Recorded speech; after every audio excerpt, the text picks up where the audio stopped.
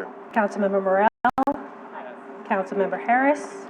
Here. Councilmember Green. Councilmember Hughes. We have 3 members. We have a quorum. All right. Can we do the approve the minutes from last meeting? I make a motion to approve. Thank you. Second by Councilmember Harris. Councilmember Green. Aye. Aye. All right. Approve the minutes from last meeting. All right. Good morning, everyone. We're going to start our criminal justice meeting for March 30th, 2026. It's our second meeting of the year. We're going to go a little out of order to respect the time of our criminal court judges who are present and have to be back in court. So we're going to ask that our first presentation be made by the Orleans Parish Criminal Court judges, led by Chief Judge Wanda Lombard.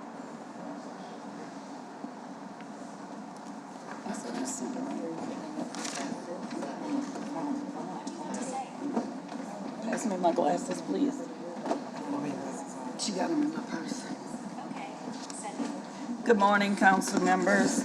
Thank you so much for taking us first, and thank you so much for taking your time out of your busy days to listen to the court's presentation.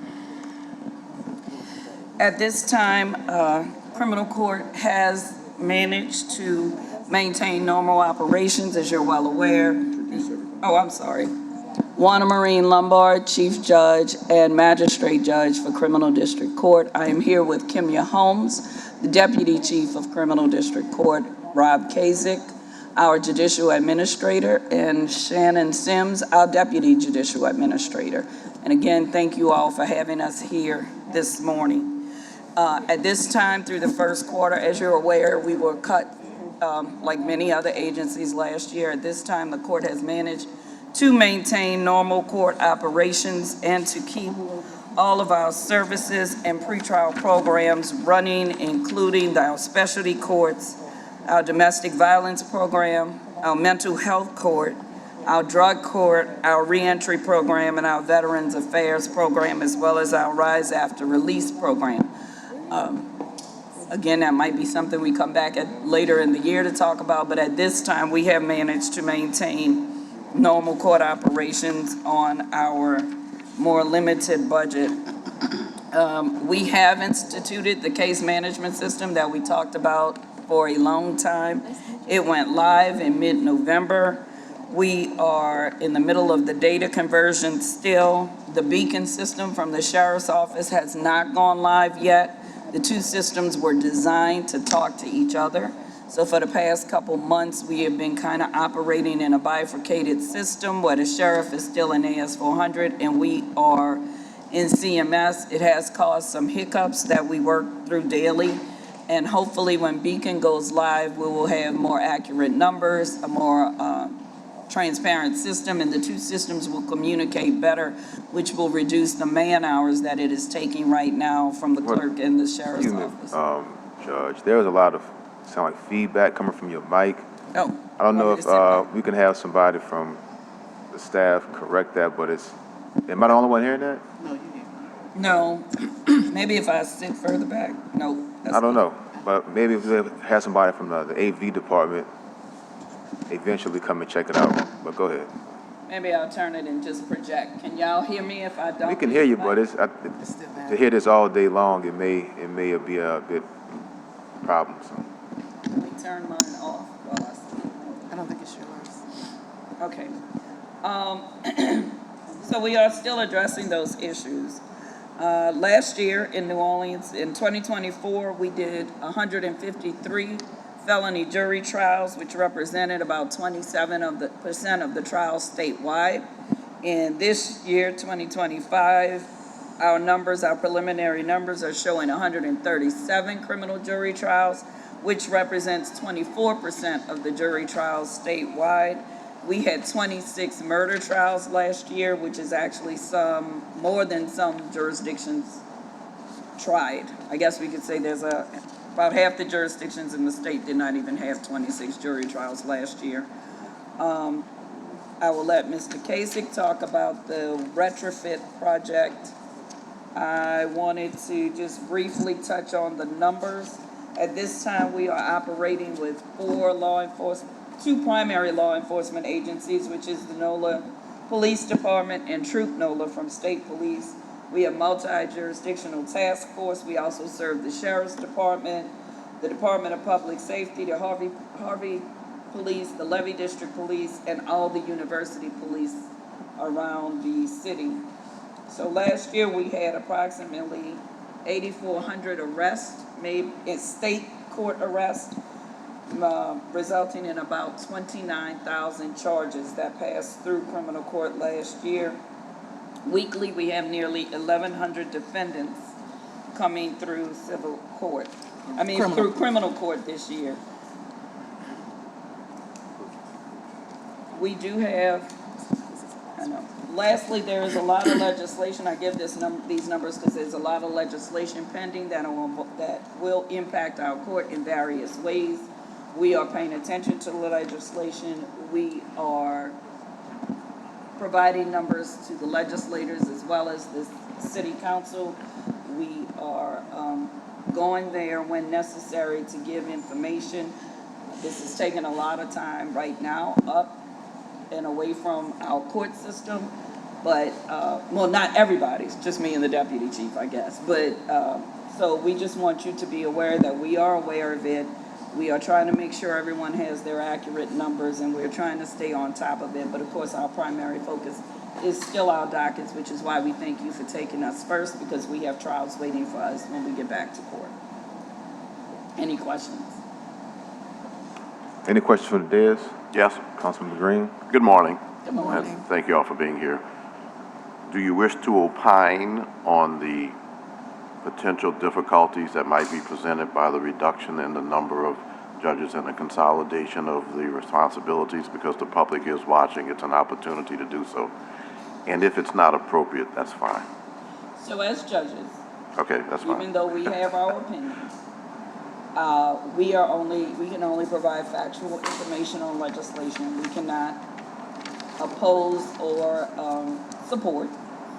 I think, though, it's just obvious to anyone that if you reduce any business by almost 20%, it's going to have an impact on the day-to-day operations. Besides that, I don't think I can say anything. Yeah, that's fine. And actually, it was really to get you to say some of the obvious. It doesn't have to be an opinion, but there'll be challenges because There will be challenges. right, the tremendous challenges. You mentioned another statistic that in Orleans Parish, of the felony jury trials, we did 25% of what happened in the entire state. I want to make sure I understand that Yes, statistic. we So had we did 156. Yes. But so throughout the entire state, all 64 parishes, I hope it's not 63, is it 63 or 4, I forget. But, but the bottom line is that what was going on that we had such a high percentage? I mean, obviously, we may have an issue relative to criminal activity, but the bottom line is that there's something else going on that you aren't seeing trials in other areas too. Can't really speak on what other areas are doing, but Orleans Parish has, for the most part, always led the state in the amount of felony trials that we had.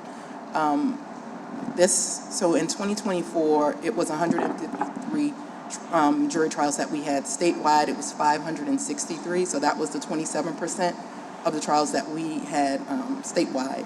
And this past year, we were down a little bit to 137 trials, but that still represented 24% of all trials in the state of Louisiana. And like Judge Lombard said, we tried 26 murder trials. We had some parishes only having 20, or some parishes only having 15 total trials. And of that, 26 of our trials last year were homicide trials. Okay, it's just an opportunity to tell the public so that they understand that 25% of the felony trials took place in this parish. Alone. I know you all have the work to do on the on the state level, but I just think it's important to the public to understand those sort of statistics, that of the remaining 60 plus parishes, if you spread it out, that remains a very small number per parish of jury trials done. Correct. And one of the reasons I believe that we have so many jury trials is because if you look at the composite of our cases, annually, about 70% of our cases, sometimes almost 80, are crimes of violence and drug charges. I think according to the MCC report last year, 55% were crimes of violence, and then another 15% were weapons charges. So when you add those two, that explains why you're going to trial so much, because those charges carry mandatory minimum sentences of 5 years, 10 years, sometimes higher. And so obviously if you're looking at a life sentence, i.e. a murder trial, you're going to go to trial because nobody's going to plead to life, unless they're looking at death. Right. So that, I think, explains why we have so many jury trials. And I think, again, the composite of our docket being violent, even the misdemeanors are violent. I do probably more than half my docket is domestic violence and aggravated assault charges. When you look at that, it explains the difference between what we do versus what we're being compared to.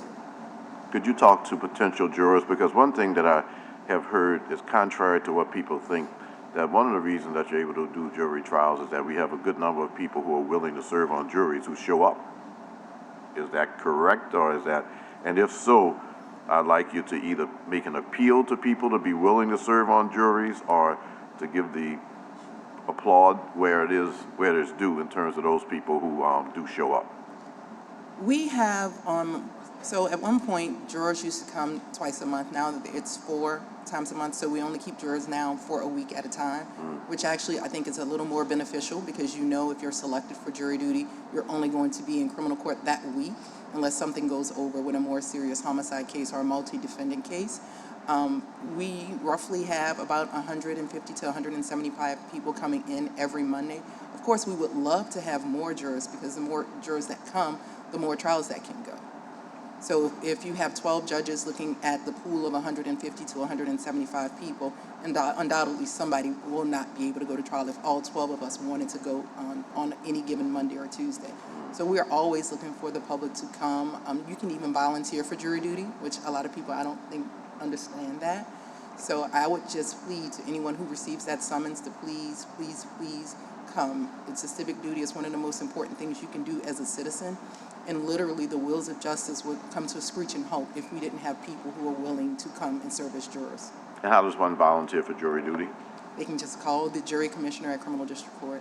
Okay, And thank so you. we would plead not just to the people who get the summons, but to retirees, to people who are home, work from home, and have the ability to come and volunteer. It is a good way to learn what is going on in your system. It is a good way to, in the city, it's a good way to help combat what so many people consider to be a violent crime problem. And, some of our volunteers really find it interesting. Okay, thank you. Thank you, Mr. Mr. Chair. Harris, any questions? Yeah, just real quickly, I can see some of the renovations happening and taking place on the building every time I drive by, which is fairly often. So can you just give us an update on how that's going, how the jury rooms are proceeding, and what the timeline is? I'll talk about 2 projects. The first project is the Wynn Retrofit Project. If everyone's familiar with it, that's a project that the City of New Orleans Capital Administration was able to obtain federal funding to restore and the hardening of the building. That project replaces all 285 windows. I'm sorry. Yeah. And it's okay.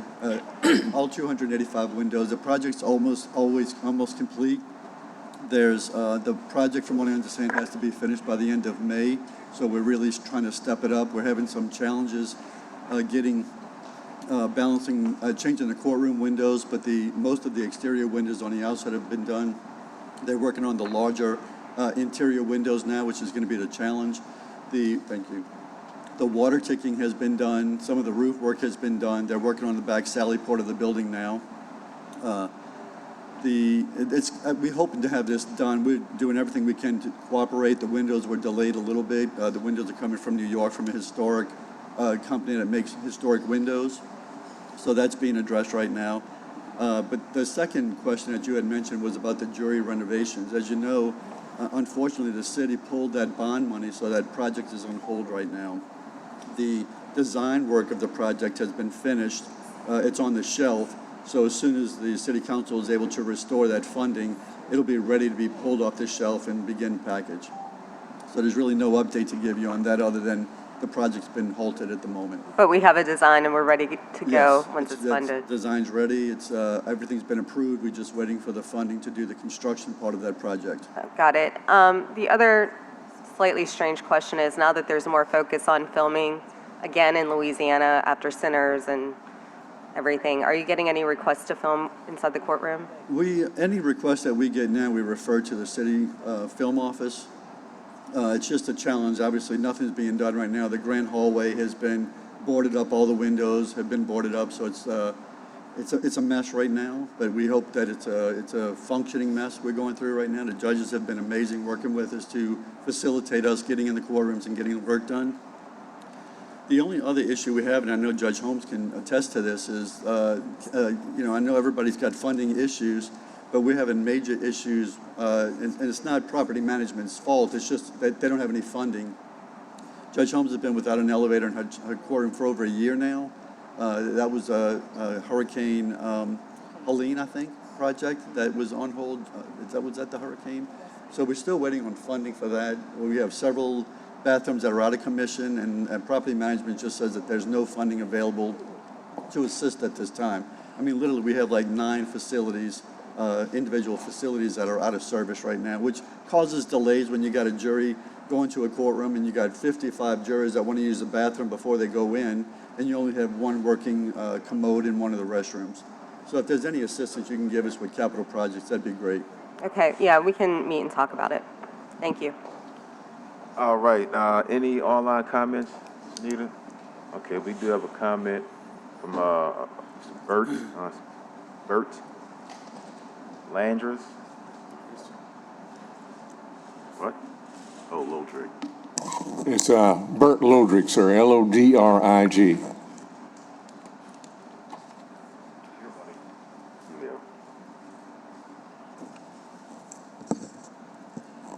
3438 Annette Street here in New Orleans. Louisiana has 64 parishes. 63 of the parishes, judges preside over both civil and criminal cases.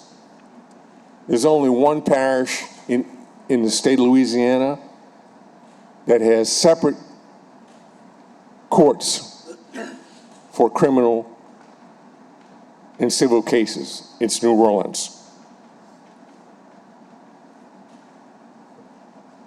Inspector General, then Ed Quatrevo, decades ago, stated that we have too many judges in this city for the number of cases that we receive. This is a big problem, and something needs to be done about it. We're in constant battle with the legislature. We always stick out like a sore thumb against the other 3 parishes.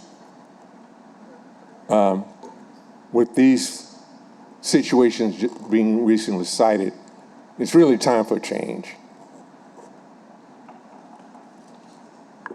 Thank you. Any other comments, judges? All right, thank you for your presentation. Thank you for having me. All right. Next, we're going to go to our juvenile judges.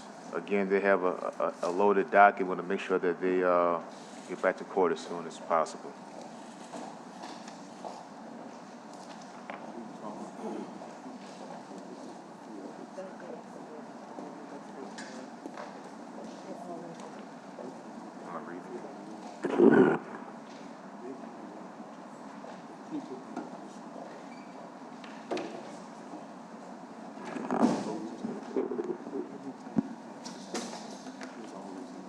Good morning.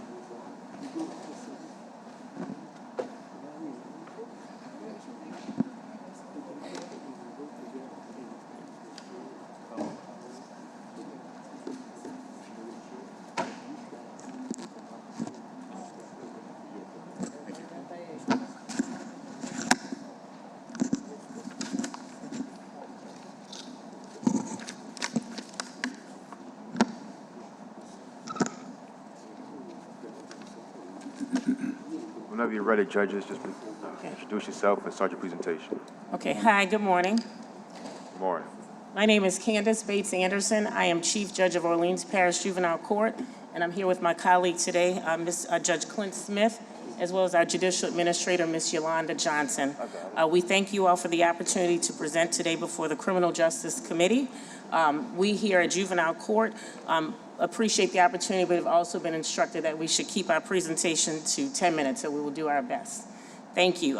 OPJC plays a vital role in protecting public safety while recognizing the unique needs and potential for rehabilitation in young people. Public safety is the foundation of a thriving community. When people feel safe, they are more engaged, businesses invest, and neighborhoods grow stronger. Our priorities center on prevention, preparedness, safety, and trust. Each of these requires investment in people, training, and partnerships. We continue as a court to focus on innovative tools and community-driven solutions. Technology is important, but so are people, partnerships, and outreach programs. We will share where we are today, challenges we are facing, and how we will continue to work toward our mission. Our vision statement: the judges of Orleans Parish Juvenile Court believe that through a unified voice and collaboration, the New Orleans juvenile justice system can be a leader in administering fair and equal justice, provide individualized, comprehensive, and effective programs for delinquent and neglected youth, and ensure accountability that builds safe, resilient families and communities. Our mission is to provide a court of excellence for children, youth, and families by enforcing the Louisiana Children's Code. All right, and good morning. Our current budget and staffing. The court's approved 2026 operating budget is $3,007,018, reflecting a reduction of $342,437 from the prior year. As a result, the court was required to eliminate 8 critical positions. On February 2nd, 2026, the city implemented a revised hiring freeze policy, which has significantly impacted the court's ability to fill essential vacancies. In compliance with this policy, the court submitted and received approval of a hiring freeze exemption for a case manager's position, a role already funded within the court's 2026 budget. The court proceeded by entering the requisition into the city's neo-government system. However, after initial approval, the position was subsequently placed on hold, pending broader legislative discussions. In response to reduced funding, the court undertook careful internal deliberation and implemented a revised operating plan, including the difficult but necessary elimination of 8 positions. At present, the court also has 2 additional vacancies: a data analyst as of 1/1/2026 and a court clerk 2 as of 2/2026 due to resignation. As of today, we have received a 2-week notice that we created another vacancy for a law clerk, making a total of 4 key vacancies. As a result, the court will be operating with a total workforce of only 25 employees, further limiting its capacity to meet increasing service demands. Given the on-hold status of the case manager's position, the court has not moved forward with filling vacancies. This continued delay further strains operation and impacts service delivery. Now, the court fully recognizes the seriousness of the city's current fiscal status and challenges and remains committed to responsible stewardship of public dollars. However, timely resolution of critical staffing needs, particularly for positions already approved and budgeted, is essential to maintaining effective court operation and serving our community. We are also going to address some of the overview as it relates to Senate Bill 217. Senate Bill 217 proposes structural changes to the court system in Orleans Parish specifically. Number 1, reduction in the number of judges. Number 2, addresses the overall administration of courts in Orleans Parish. Number 3 is part of a broader push to reconfigure judicial resources and court structure. And number 4, it is currently pending in Senate Judiciary A Committee. Last year, Orleans Parish Juvenile Court handled a total of 6,002 delinquency cases, 1,822 child in need of care cases, 170 traffic cases, FINS cases, informal FINS cases, adoptions, etc., for a total of 8,582 cases in families that were taken care of in Orleans Parish Juvenile Court. Also, overview of Senate Bill 217 has a sweeping reform that wouldn't completely restructure the Orleans Parish court system, consolidate multiple courts into a single unified court, as well as reduce the number of judges, merge administrative functions, including the clerk of court, and potentially absorb or eliminate Orleans Parish Juvenile Court, which is in House Bill 911. In theory, both Senate Bill 217 and 911 are about fundamental questions. Are we using accurate data to make judicial decisions about the judicial structure at Orleans Parish Juvenile Court? Because the decisions made as a result of these bills would directly determine how justice is administered, but in practice, both Senate Bill 217 and House Bill 911 propose significant structural changes, including the relocation of judgeships, consolidation of court functions, and potential restructuring of jurisdiction. Some of the things that the numbers don't show, at Orleans Parish Juvenile Court, a single filing does not represent a single unit of work. It represents a case that can and often does generate multiple hearings over time. It is a process in which children are brought forward to the court, sometimes as a continued custody hearing, in that same case filing, potentially an answer hearing, in that same case filing, potentially rules to show cause or rules for contempt, in that same case filing, sometimes a result of an adjudication, sometimes commitment reviews, sometimes dispositions, status hearings, probation reviews, permanency hearings. So each of these requires judicial time, preparation, and careful decision-making. The OPJC data shows that as a result of the filings, 1,406 filings, it can sometimes result in multiple hearings that include in the amount of over 8,500 hearings, sometimes in a total year, which is done by the 4 judges of Orleans Parish Juvenile Court. Judicial workload is largely measured using case filings. The data is then converted into workload estimates through the Louisiana Supreme Court's weighted caseload study.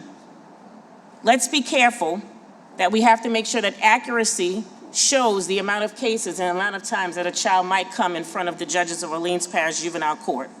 We have to ask ourselves, through our data system, if we're doing the best of our ability to do our counting and our filings, but making sure that we make certain that the lives, the community, the public, safety, transparency, equality, and the ability to see our kids as they come before the Orleans Parish Juvenile Court cannot be considered in a case filing alone. There's also some issues that go directly to our families. Not all jurisdictions report their workloads in the same way. Some courts include additional proceedings. Some courts count broader categories. However, at Orleans Parish Juvenile Court, we count filings, leaving thousands of hearings unaccounted for the amount of time that once a single filing is done or created and the amount of times that that life might have to be touched. Sometimes we look at comparisons that are not always on even playing fields, but certainly we have always invited and offered the opportunity to see the work that occurs at Orleans Parish Juvenile Court, from trials to adoptions to child in need of care to permanency to delinquency to diversion to reunification, for child in need of care, for families in need of services, or even if you just need to come there in order to get an outfit from OPJC's closet. Data is not always fully reliable, but we are doing our best, even with not having the opportunity to fulfill that data position that has remained open at Orleans Parish Juvenile Court. We risk making decisions that don't always have the complete picture. The most important consequence is the quality of judicial oversight in juvenile matters could possibly be diminished. The issue is not whether the work exists, because it clearly does. Current data indicates that OPJC is operating with the workload equivalently to approximately 4 more judges than are currently on our bench. While we are staffed with 4 judges and limited staff, as we've presented to you all today, we are doing the work with 25 employees at Orleans Parish Juvenile Court under the City of New Orleans budget. We continue to move forward, push forward by working with community partners, collaborations with the District Attorney's Office through diversion, collaborations with Office of Juvenile Justice, collaborations with the Supreme Court, collaborations with the court, and collaborations with the community that we serve. Even the studies that have been conducted rely on averages and that all local conditions matter. At Orleans Parish Juvenile Court, the intensity, the frequency of proceedings exceed many of those averages. So we ask that before the opportunity is given to restructure, reallocate, relocate, continuously drop our budget, not allow us to complete and offer the positions that have already been approved, not allowed to fill those positions so that we can continue to do the work, that we would like everyone to just take an opportunity to look at reality. Look at reality at 1100 Milton Street and come to those doors and see the work that happens. In closing, this is more than about numbers. It is about ensuring that our courts and all courts, no matter what legislation is pending, what ideas are brewing, that we still, from the City of New Orleans, need the resources that were supposed to be allocated to us. At our initial reduction of our budget at the start of 2026, we agreed and we were able to find 8 positions and move forward in the reallocation. Now we have 4 additional positions that have been unable to be filled. We're working at half-mast with less than what we feel our community, our children, our judges deserve. We are trying to protect the integrity of the judicial process. We are making decisions that strengthen, not strain, the administration of justice. When the workload is underestimated and the system does not always adjust, the burden simply shifts to the courts and the judges and ultimately the public. We have presented information about our vacancies. We have presented information about just some of our small challenges, a security gate that has remained unable to be closed or locked since 2025, an air-conditioned system that sometimes works, sometimes doesn't, but every day we still show up in order to do the work that we were elected to do. We are still waiting for some of the promises that have been made as it relates to some of those positions. But again, we show up every day and we will make sure that the public has an opportunity and access to justice and that the children have an opportunity to be heard. Thank you so much for the opportunity to present today. Thank you very much. Thank you. Any comments, questions from the dais? Well, Judge Anderson and Judge Smith, I thank you for your presentation. Who is sponsoring? Do you know the person sponsoring the bills to reduce the number of judges? Being sponsored by House Bill 217 and 217 is, House Bill 911 and Senate Bill 217. right. Yeah. So are you asking for the representatives? Yes. I think it's,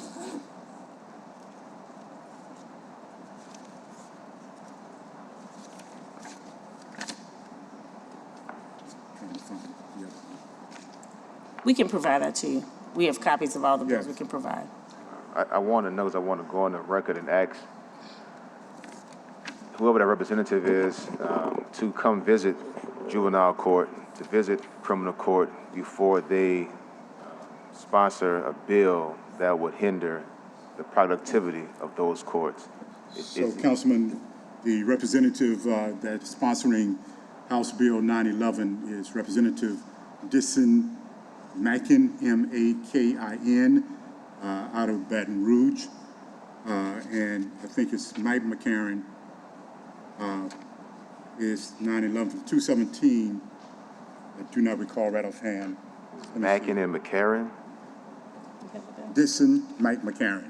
Well, regardless who, I don't want to mispronounce their names or get the wrong information out, but I would ask though, have they ever been to the courts? To my Your knowledge, knowledge? they have not. They have not. So it's kind of difficult to say what's needed and what's not needed in the city that you never visit for would these agree. reasons. And to reduce the numbers of court personnel in the courtroom that you never visited. It's clearly politically motivated, and I just would ask that those individuals who are suggesting that you all don't need as many judges or the staff isn't needed to visit the courtrooms and look at the work being done, and more importantly, look at the lives that could potentially be affected. Because while political games are being played in Baton Rouge, real lives are being affected in New Orleans. And Councilman, we thank you for your continued support of not only our court, but also of the kids. We see you at JJIC frequently. I don't believe the public is aware how committed this council is to our kids. I have seen you there multiple times along with many others who are here. I know that we look forward to the continued collaboration with the council, with the city, to continue to improve in the lives of our kids and the safety of our community. So we thank you. And I might add, too, that while the judges' salaries are funded by the state, our positions within the court are funded by the city. And we do have 4 key city positions that we are waiting on funding. Those positions were not part of the freeze at some point. They are key positions: case managers, staff attorneys, data analysts, so that we can provide accurate numbers, so that we do have somebody that's doing that work. And those are 4 positions that we are still waiting on hold from the CEO with the city of New Orleans. So if that was something that the council would be willing to look into, those are positions that are not funded by the state, so it should not be impacted by the legislation that is pending, but they have been put on hold. That's correct. Well, I don't know all the details about that, Judge, but I do know we have several employees, including the council members, on furlough. So it's hard to fund another agency when we can't fund our own. Right, no, we understand. We Yes, just ma'am. wanted to make it clear. Point definitely taken. We have a comment from Mr. Bert Lodrick. Lodrick? Lodrick. Okay. Sorry for the mispronunciation. It's 217. Yes, Councilman.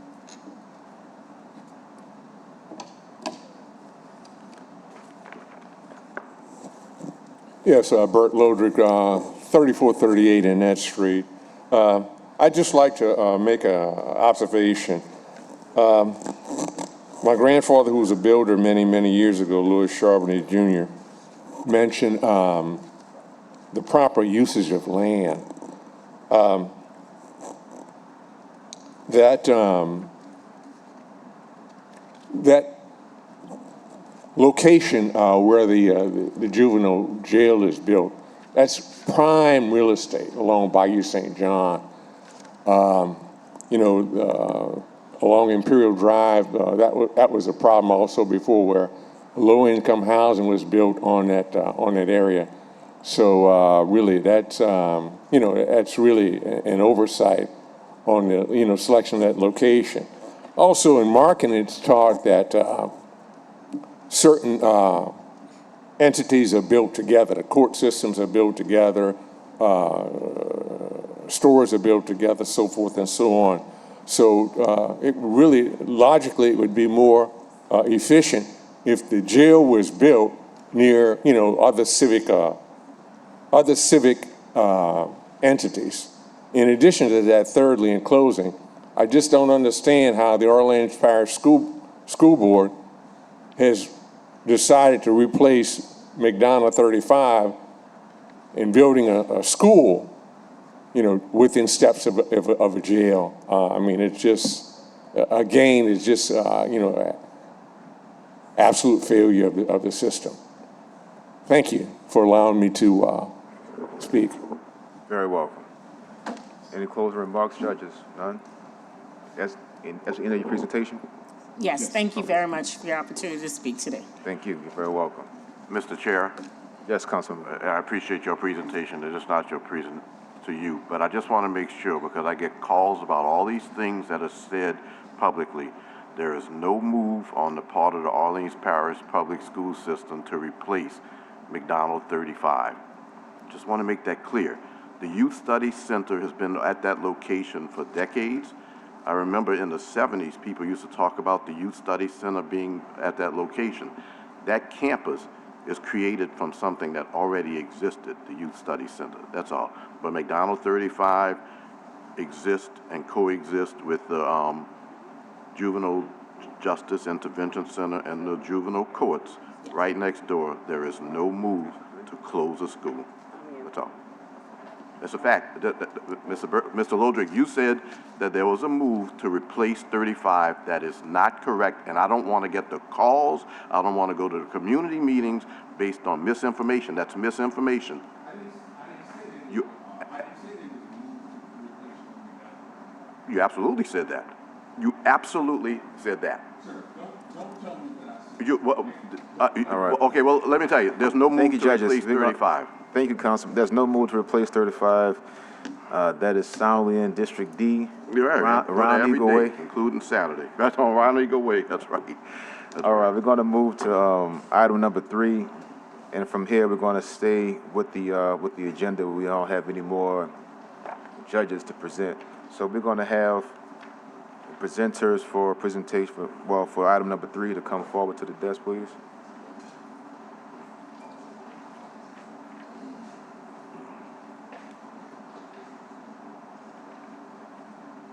I think 3, item number 3.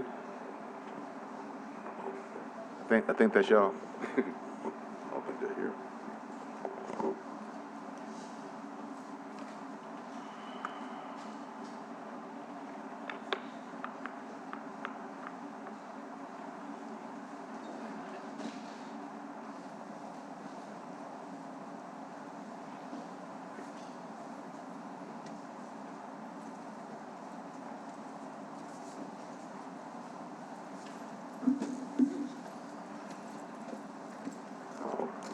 And before you all get started, I just want to read a quick statement.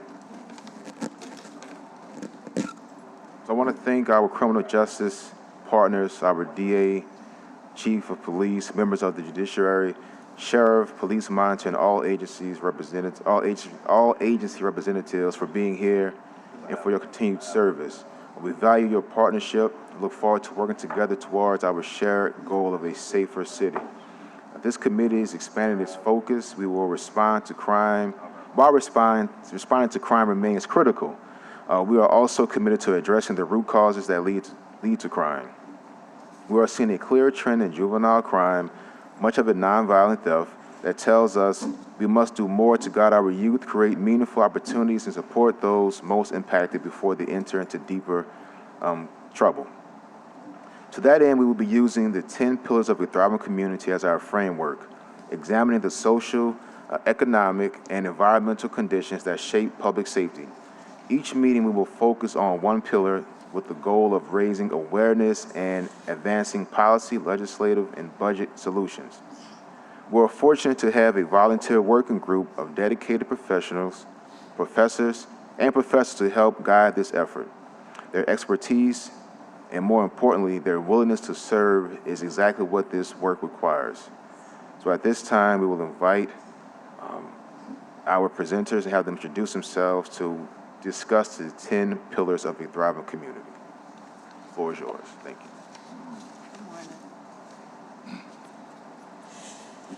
You want to introduce yourself first?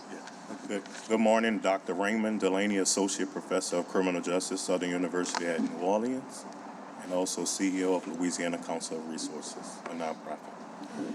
Good morning. I'm Dr. Ashraf Ismail, Associate Professor of Criminal Justice at Dillard University, and I also serve as the Director for the Center for Racial Justice at Dillard. Good morning. I'm Dr. Heidi Coleman. I am the Education Administration Specialist for Operation Restoration. Good morning. My name is Katina Wharton. I am a professor at Dillard University. I'm also a local social worker for a nonprofit organization. Good morning. I'm Bryson Shelton. I'm the founder and CEO of an agency called Release NOLA that helps 18 to 25-year-olds returning from incarceration with mental health issues and trauma.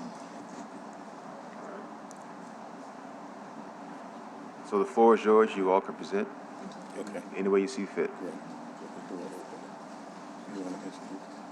Okay, so, thank you, Councilman. The first pillar that we want to address is economic stability and legitimate opportunity. This includes workforce development, paid transitional employment, immediate financial stability to those who are justice involved or justice impact and immediately coming from prison to the community, transitional employment, and access to different resources that would help them to obtain employment or to become a viable candidate in the workplace. This is important because stable employment reduces violent crime and the idealism behind why people commit crimes. I recall back in 2017 when we, I think in June of 2017, there was a bipartisan bill passed and several individuals, over 500, were released from prison immediately. And when we conducted that survey with the participants, there were three main categories that came out of that survey. The first one was housing. I won't talk about that yet. The second one was transportation or access to reliable transportation. And third was careers, not jobs. These are the voices of those impacted by the criminal justice system. And I believe that those items are still relevant and prevalent today, not just uniquely to New Orleans, Louisiana, but throughout this country and throughout this state of Louisiana. When you look at the key component of economic stability and legitimate opportunity, those component includes livable wages, where people can afford to ascertain housing. As we all know, not living in a stable housing can create all kinds of other psychosis. So we must have livable wages where people can go to job and become a productive citizen. We also find it very important that we present opportunities to become credentialed. As you know, that times are changing. You got artificial intelligence. Even at my school, as soon as when I'm dealing with the youth that are just coming into the classroom, I'm not teaching them to run away from artificial intelligence, but I am teaching them how to rely on it as a tool and an aid, not as a crutch. And so that's a process, and I think we should take this opportunity as well as a city as it relates to legitimizing our workforce. I do believe it's going to take a concerted effort, and that effort is just as they did in a bipartisan agreement in 2017. We can do that today, starting here and moving forward. I worked with the Foundation for Louisiana, and we did a landscape analysis, which I would love to present one day, and also see if we can take that opportunity as a group here to conduct that landscape analysis as well. And we found a lot of similarities as it relates to the different parishes that are the highest in recidivism rates.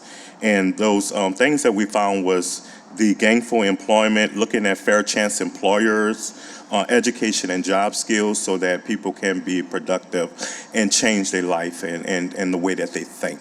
So that's the first pillar. I only had 2 minutes, so I hope I made my case. Thank you. Great job. Thank you. Housing is next. Mr. Bryson. Bryson. Housing.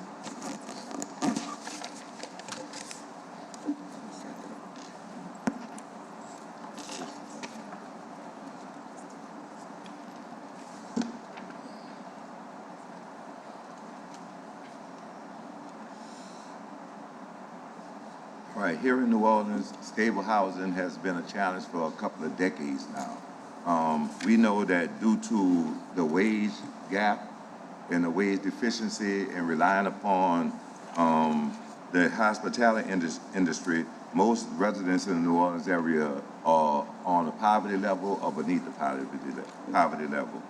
Housing stability in New Orleans, housing instability continues to impact thousands.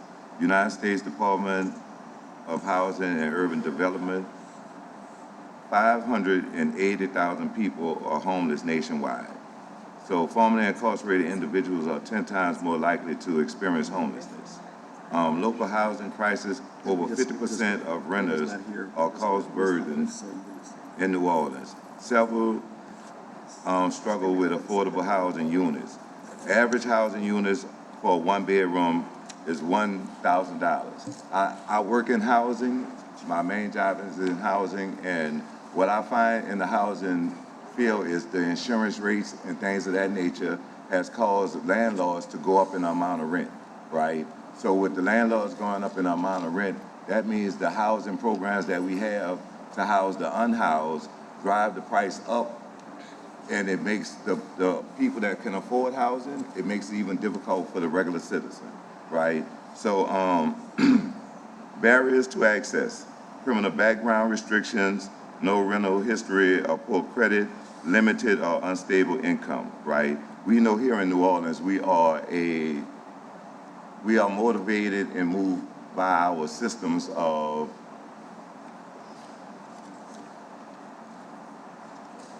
festivals, carnival, and things of that nature. So we are a seasonal city, right? So most residents rely on those seasons to make a nice chunk of money to be able to carry themselves over, right, with their rent portions. During those gaps we find, especially in the industry that I'm working in, that's when people struggle the most with being able to maintain their rent.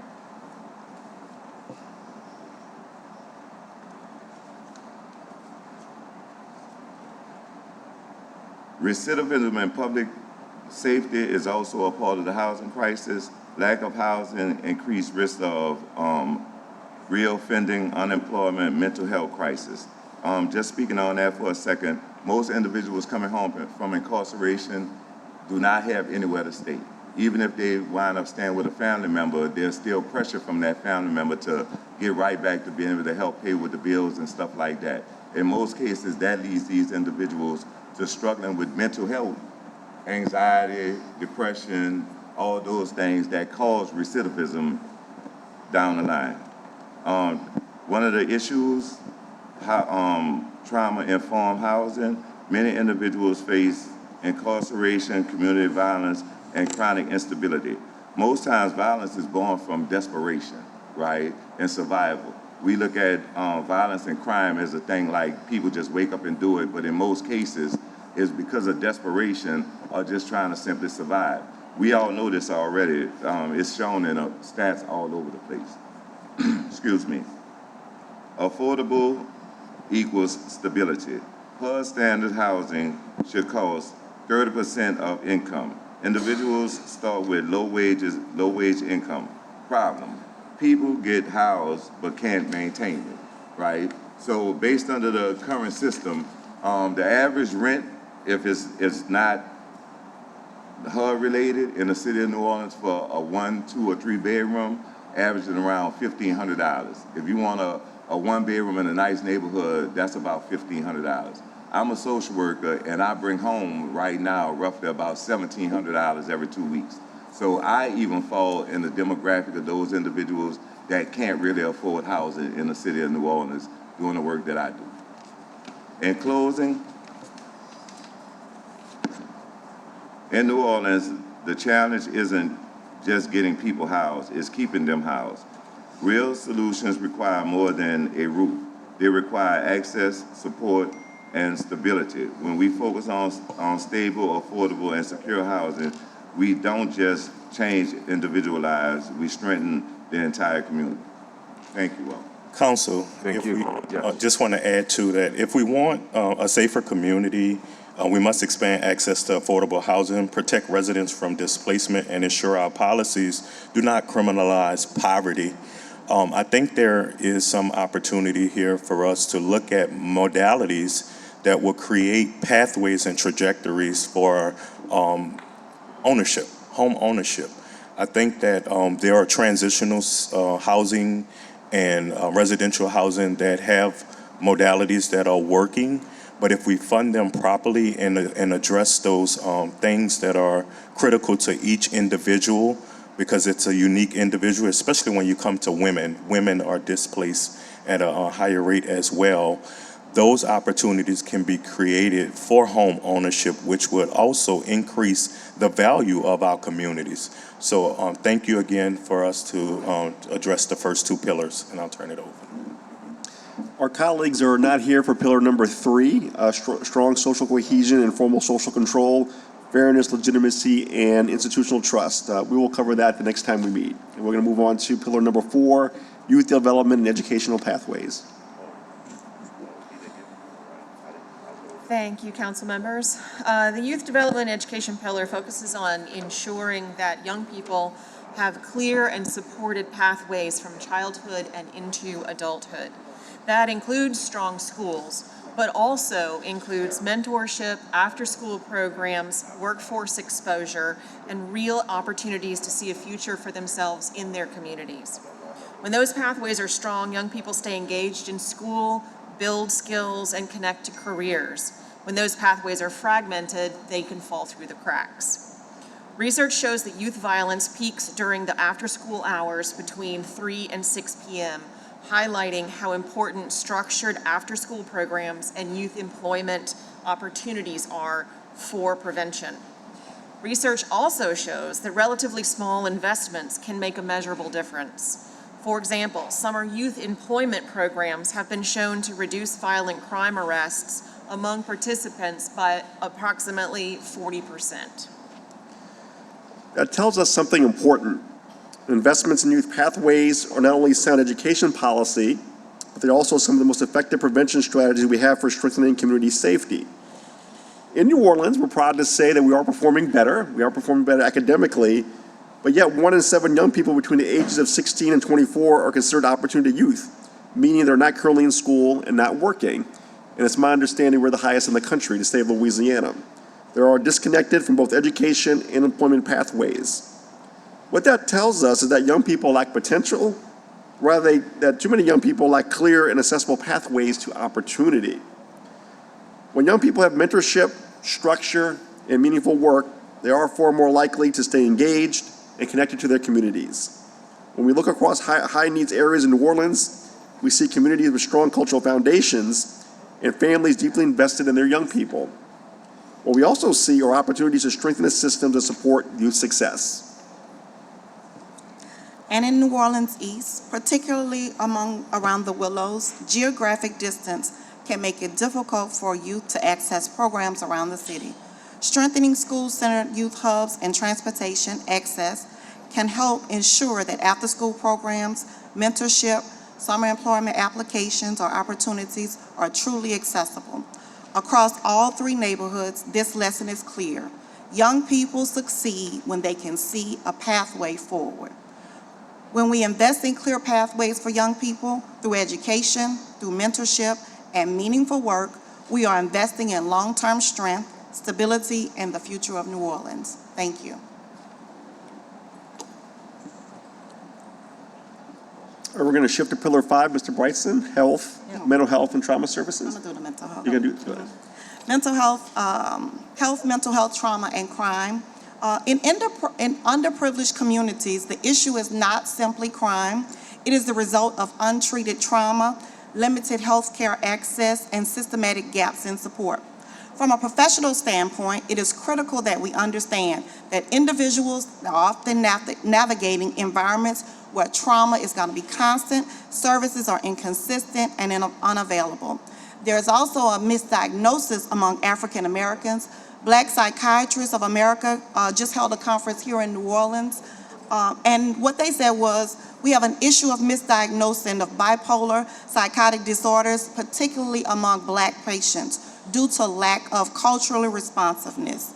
According to the Center of Disease Control and Prevention, exposure to adverse childhood experiences significantly increases things like depression, substance use, and violent behavior. I have a few statistics that kind of shows how we compare to the national average. When we're looking at suicide rates among the national average, well, here in New Orleans, we have 15.7 per 100,000.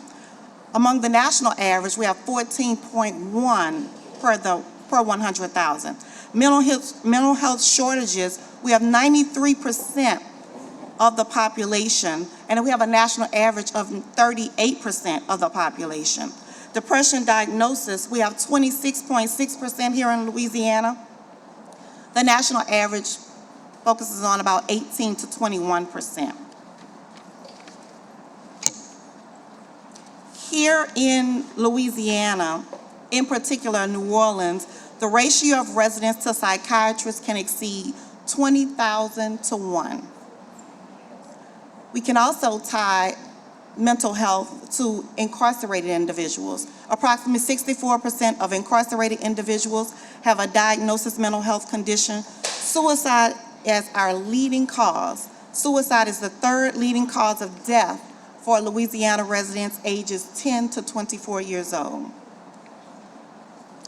In closing, when individuals are provided with the appropriate tools, the resources, and the support systems, they are better positioned to transition from survival-based behaviors to goal-oriented and community-focused living.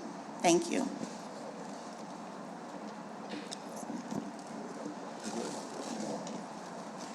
We're going to skip past number 6, physical environment and urban design. Our colleagues are not here, so again, we'll address this at the next meeting. We're going to shift to number 7, trustworthy, legitimate policing and justice system. Turn over to Mr. Bryson. Bryson Shelton again. Trustworthiness, legitimate policing, and justice system. We need not make any mistake. I was doing the research for this particular pillar and realized that the police department and the justice system in the New Orleans area has been doing better than they had been doing decades ago, right? So the citizens of New Orleans are traumatized based upon issues from the 90s and the early 2000s with over-policing due to the crack epidemic, where stop and frisk was a major thing. Just going to the corner store in your neighborhood was, if you leave out the store, the police could stop you just for any reason because you looked like you were doing something you didn't have anything to do. So the community has not moved past that, even though we have signs that things are changing, right? Trust in law enforcement is not about crime reduction. It's about legitimate fairness and whether the community truly believes in the system. In New Orleans, progress is happening, but trust is still uneven, and the gap matters. In most cases, most of the individuals in New Orleans don't even assist the police with certain things because they fear that something they have going on, or a family member have going on, might create an issue for that individual. That's a part of the problem even with witnesses, right? Most witnesses are afraid to come forward because they think some kind of way that their name is going to come up and they have to deal with neighborhood retaliation, right? So that's a part of the issue as far as the community goes. Current data-driven, this just came out as early as 2026, 55% of residents reported satisfaction with New Orleans Police Department. That's an 8-point increase since last year, right? That's 53% black, 59% white, and 66% feel safe citywide. 87% safe in their own neighborhoods. People trust their experience daily, not the full system, right? So in certain neighborhoods that's still kind of over-policed, people still have a skewed view of the police system and how things go, right? So they are more likely in those areas to be resistant to the police, more violent behavior and things of that nature is what the article talked about when I did this research. Key issues impacting trust: inconsistent community trust, policing practices and community harm, right? Higher stop and frisk activity has been linked to increased violent crime, showing that aggressive enforcement strategies can damage both trust and police safety. Transparency and accountability. A lot of citizens don't feel like the police department is transparent in the things that they do, right? Or the judicial system in general. Officers' mental health and internal culture, right? Officers need to be allowed to have mental health services available to them, trauma, counseling sessions and things of that nature without fear of retaliation or losing a job based upon those things.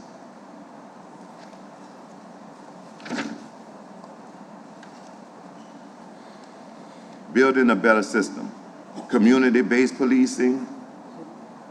When I was growing up in the 90s, we had police that stayed in our neighborhoods, right? Like, they were residents in the neighborhood, so you know on certain streets that Officer so-and-so stayed there. That's not a thing that we see much in New Orleans these days, right? And that was something that was very pivotal back then. strengthen accountability, shift from enforcement to prevention, data and community voices, trauma-informed policing.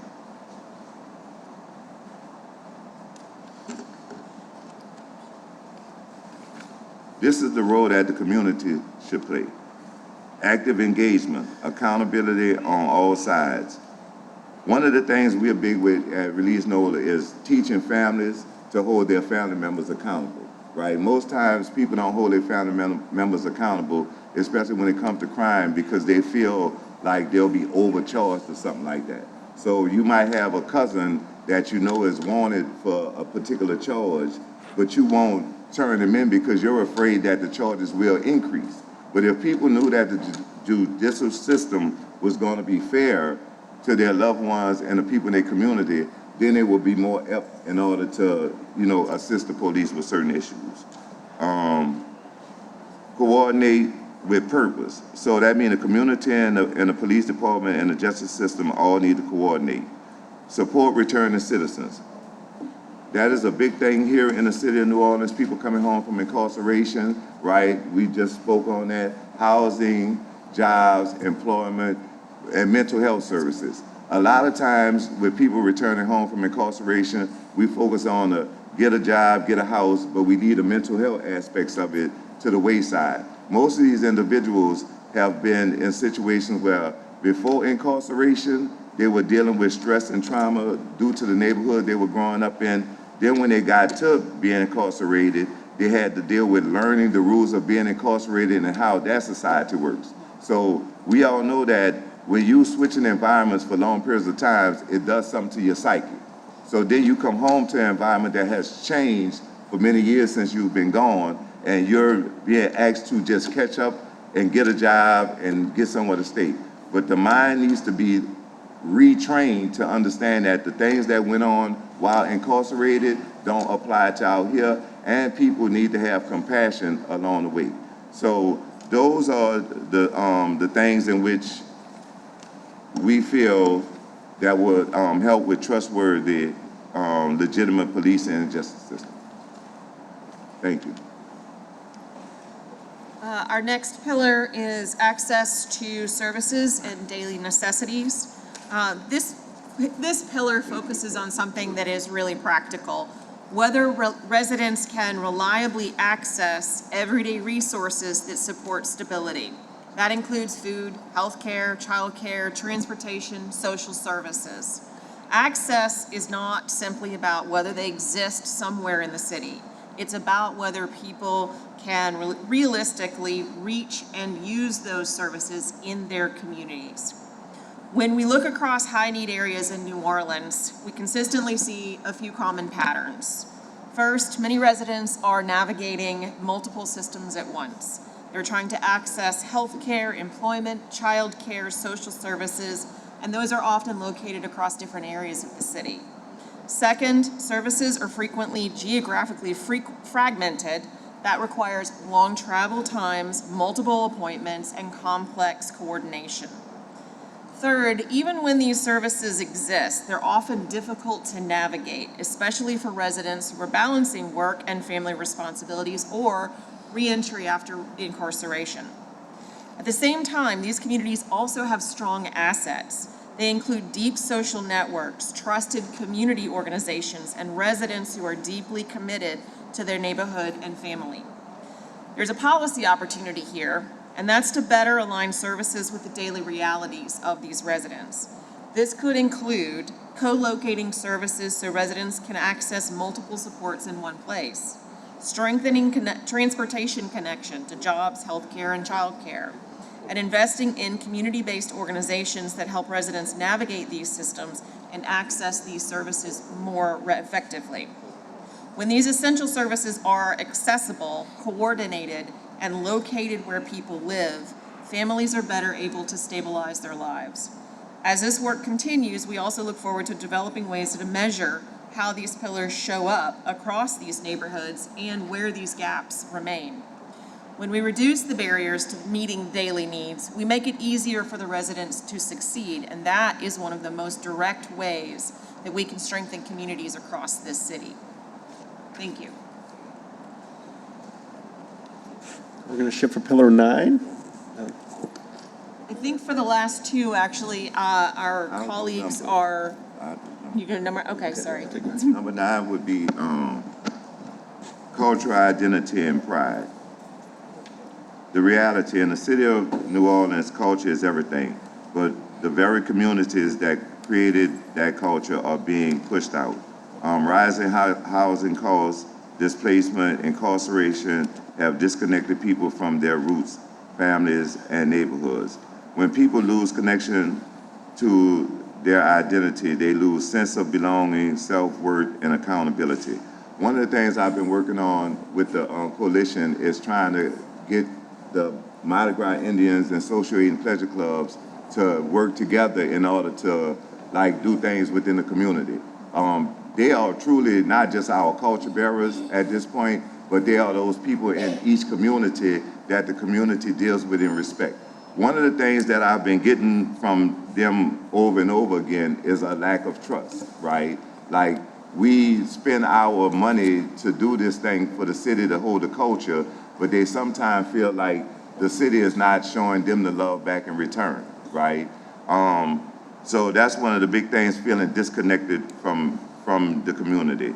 The effects of this is higher crime rates, lower civil engagement, and increased mental health struggles. If y'all notice, we have a repeating theme, right? Incarceration and mental health through each one of these pillars, right? So that's something that I feel like we really need to focus on while we're working on this coalition. Poverty rates are around 22% in the city of New Orleans, right? Why culture matters. Culture is not just second lines, food, and music. It's identity, history, survival, and pride. I myself is a member of a social aid and pleasure club, and I come from a family that were Mardi Gras Indians, right? And what I have noticed, most of our younger people do not even know or understand why social aid and pleasure clubs were created in the first place. They enjoy going to second lines, but they don't fully understand that original social aid and pleasure clubs were pillars of their community. They did events in the community, help people pay bills and stuff like that.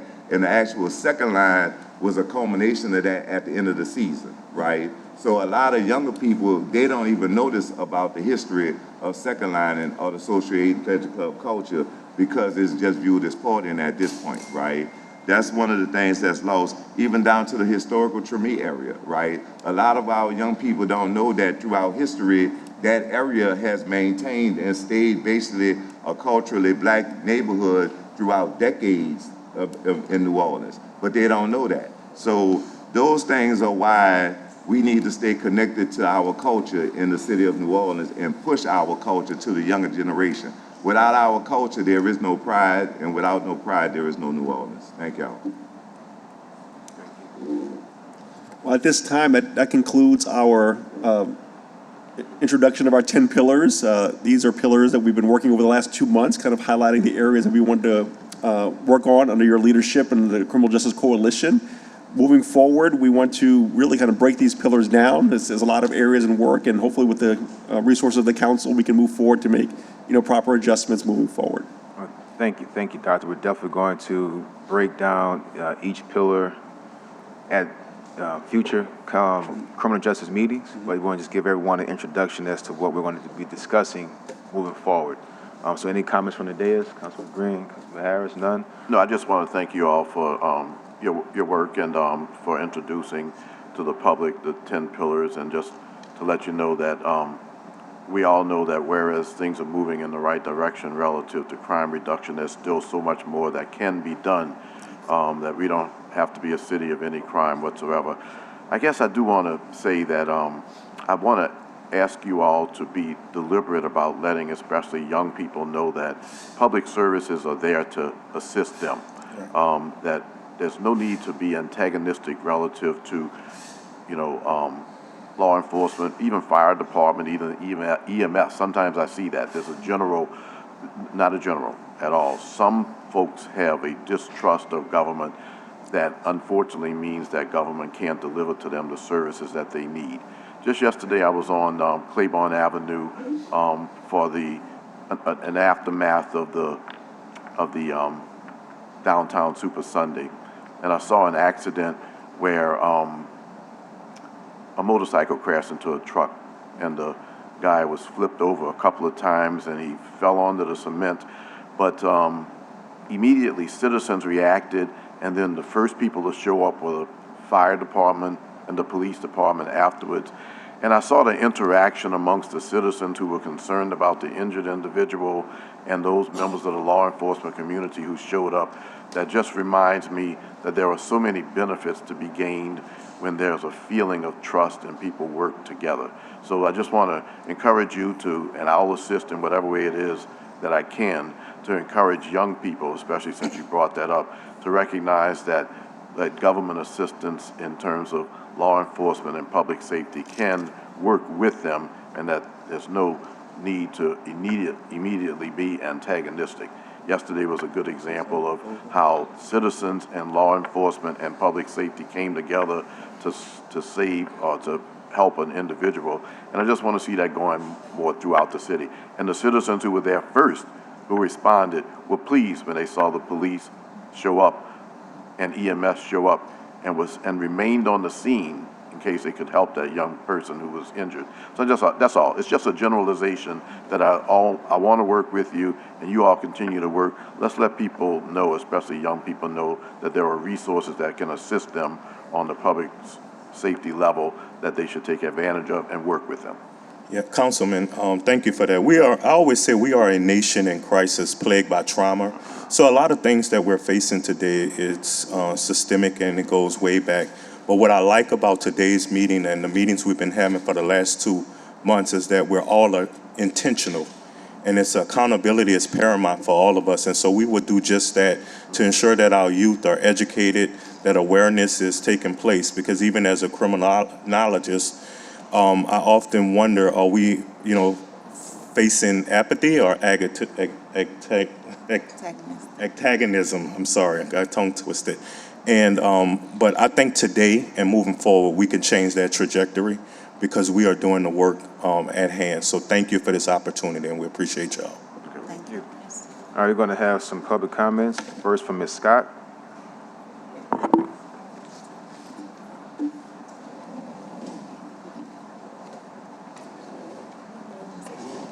Ms. Scott, you have We're finished. D and B, so I'll take that back. So let me ask you this. We have a couple cards. They have different sections that you want to speak on. So Ms. Scott, you have D and B listed. B has already gone. And D has not presented yet, so do you still care to speak? Yeah, I would like to speak about the pillars. Okay. Okay.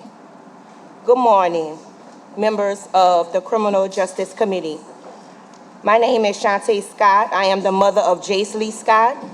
As you discuss the pillars of a thriving community, justice, equity, and public trust, I am here to tell you that none of those pillars can stand without accountability. My son, Jace Lee Scott, was murdered November 24th, 2019, by NOPD officer Victor Gant's son, Andrew Gant. For over 6 years, my family have been seeking truth and transparency about what happened that night. A thriving community requires trust in its institutions. But when protocols are broken, when families cannot access records, and when questions go unanswered, that trust is damaged, like the Councilman Eugene Green just stated. And my trust has been damaged by NOPD and the criminal court system. Justice is not just in concept, it is something families must be able to see, feel, and experience. And I haven't, due to the corruption of NOPD officer Victor Gant Jr. He broke protocol. And if we are serious about building a thriving and equitable community, then we must also be serious about accountability when it comes to systems that fails families, like mine. I'm demanding that the city should have a community police accountability council so families like mine can get the proper justice. My son Jay Scott mattered, his life mattered, and a truly thriving community must reflect that. Thank you. Thank you, Ms. Scott. I just want to be very clear. You filled out 6 cards, or you? Okay. The next card is on subsection G, so we haven't gotten there yet, so we'll call this card when we get to section G. Next, we're going to have Juvenile Justice Intervention Center. Ms. Dashelle Williams come to make a presentation.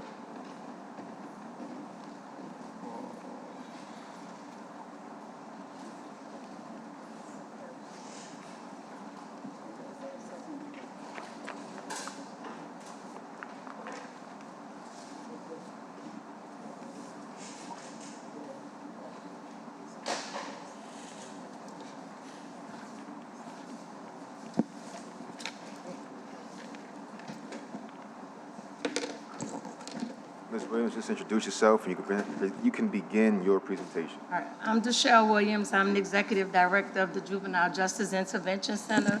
And today I bring with me Ms. Kyla Muse, who's our training coordinator at JGIC, and also our grievance officer, Mr. Compton Peters, who's our chief engineer, and Mr. Gabriel Bordenave, who's our fiscal manager. Good morning, Council. Good morning. In our first quarter, JJIC, we took in 84 new admits with the top detention charges were robbery, assault and battery, remanded from court, and illegal carrying and discharge of weapons. We had 0 critical incidents in the first quarter, and we discharged 86 youth. We have 8 youth pending OJJ transfer with the average length of stay is 113 days for our youth. Our youth demographics is basically average age is 15. We have 10% female, 89% male, with 92% of the 89 being Black, African American, 6% Latino, and 1% white non-Hispanic. JGIC also has an intensive in-home community supervision program. Currently enrolled, we have 18 youth. We service 73 youth and families in the first quarter. 73 youth were enrolled, 16 successfully graduated, 10 were unsuccessful, and 0 were rearrested.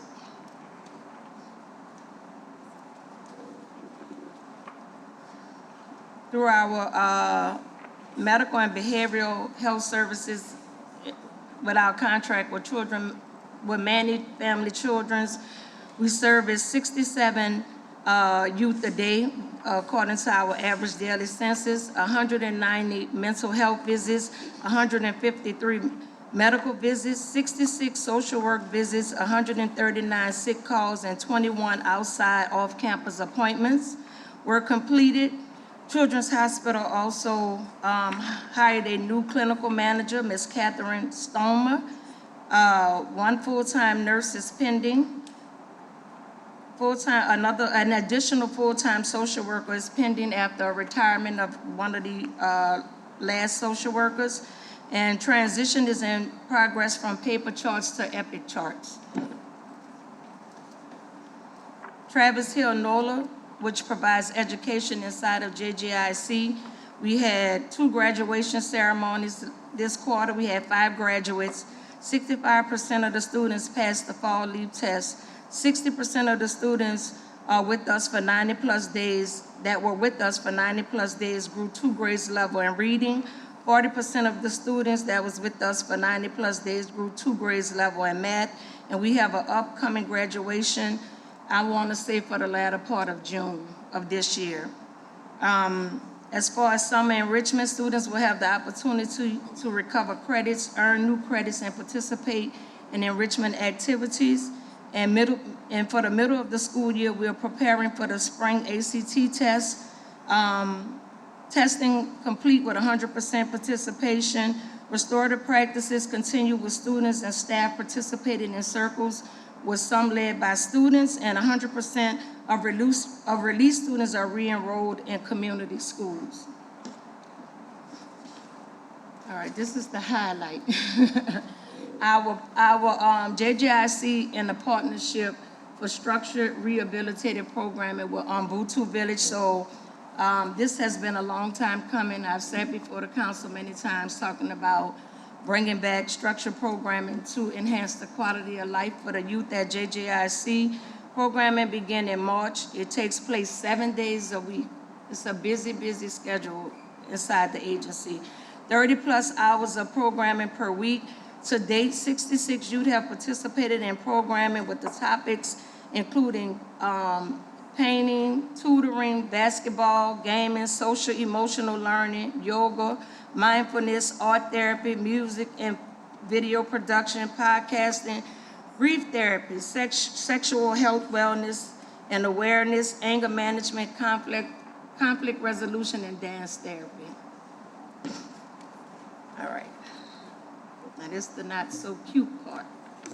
Our human resource updates. We have, as you all know, critically understaffed with middle management and direct care staff. Hiring freeze all positions, and so we truly understand that the city is in a crisis. We've been in this crisis prior to this administration coming on, but we are doing the very best we can at JJIC to maintain with the small staff that we have. At this time, I'll let the Chief Engineer of Infrastructure, Mr. Compton, speak to the infrastructure status at JJIC. Okay, good morning, members of the council. As far as building maintenance and infrastructure at JJIC, it is in a critical condition. Last year, we did some repairs on the chillers, but we still, there's still work to be done. The coils are bad. To bring it in perspective, the chillers are on our roof, and through the years of hurricanes and just weather wearing it down, it has reached to the point where we really should be considering replacement, because if we replace the coils, they are like 14 years old as far as the chillers go, and especially because they're out in the weather like that, it really takes a toll when you have hurricanes and stuff. A hurricane may not damage it, like to make it where you have to replace it right away, but it erodes over time. So we are at the position where we should be considering replacement. Repairs will cost approximately $250,000 to get new coils so that they could be back to 100%, or replacement would be like twice that amount. It'd be like $200,000 per unit, and we have 2 units. So that's something that I know the city doesn't have money, but it's something that we'll be looking at, and we'll be making a bid to try to see if we could secure some type of funds, because at this rate, if we just do nothing, we're not gonna last, we're not gonna make it through the summer. We'll be really, and there's no windows, so we're able to get the generators fixed, so the generators are fully functional. And there's also, for the cameras, we have like 68 cameras that are out, and every area is critical, but like the gym and many of the residence halls, some of the cameras are out. There's 68 in all, and we need a server to replace it at a cost of $40,000. So hopefully we'll be able to get funding to match this. Yeah. Also, we had a project that is in process of replacing the grinder pumps for the septic. JJIC is a unique facility because of our occupants. they would throw everything down the toilets.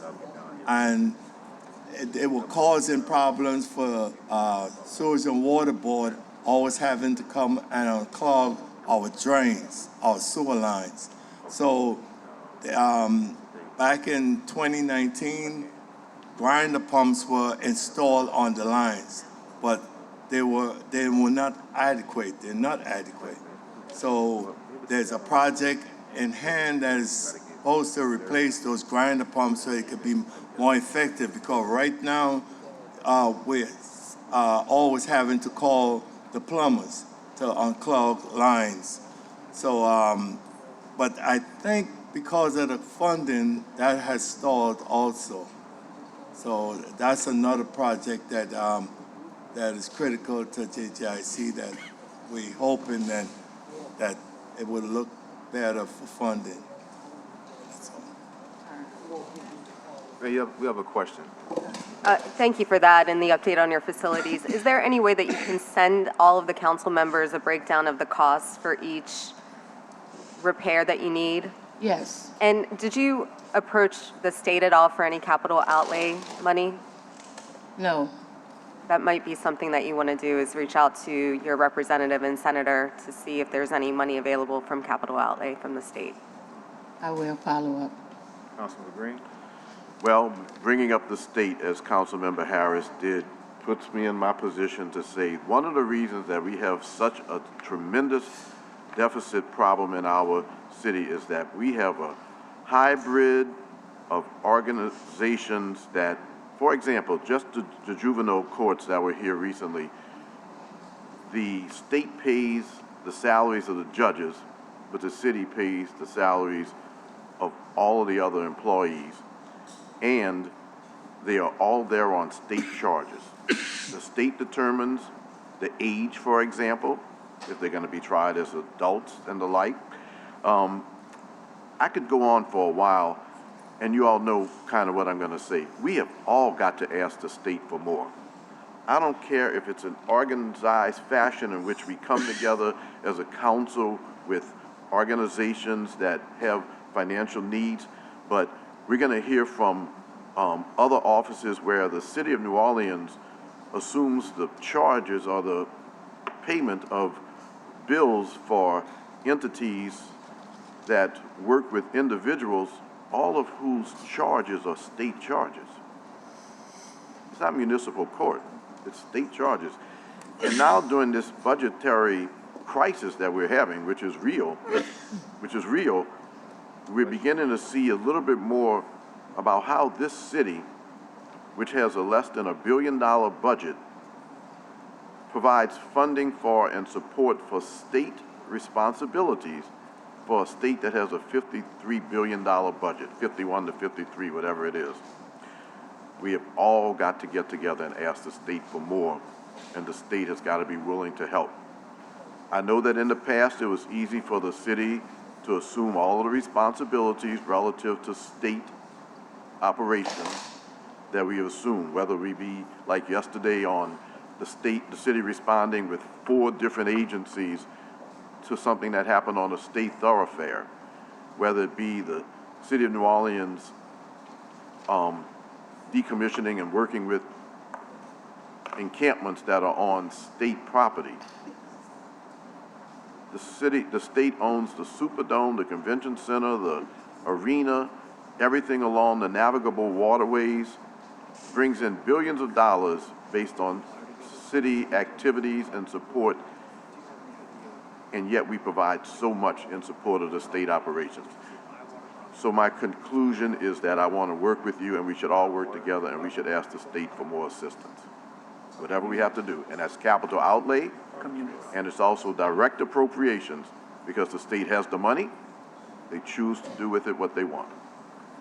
Thank you, I appreciate that. So just to highlight again some of the successes that JGIC experienced in the first quarter, we returned to rehabilitative, therapeutic, and structural programming. We finalized our medical and behavior service contract.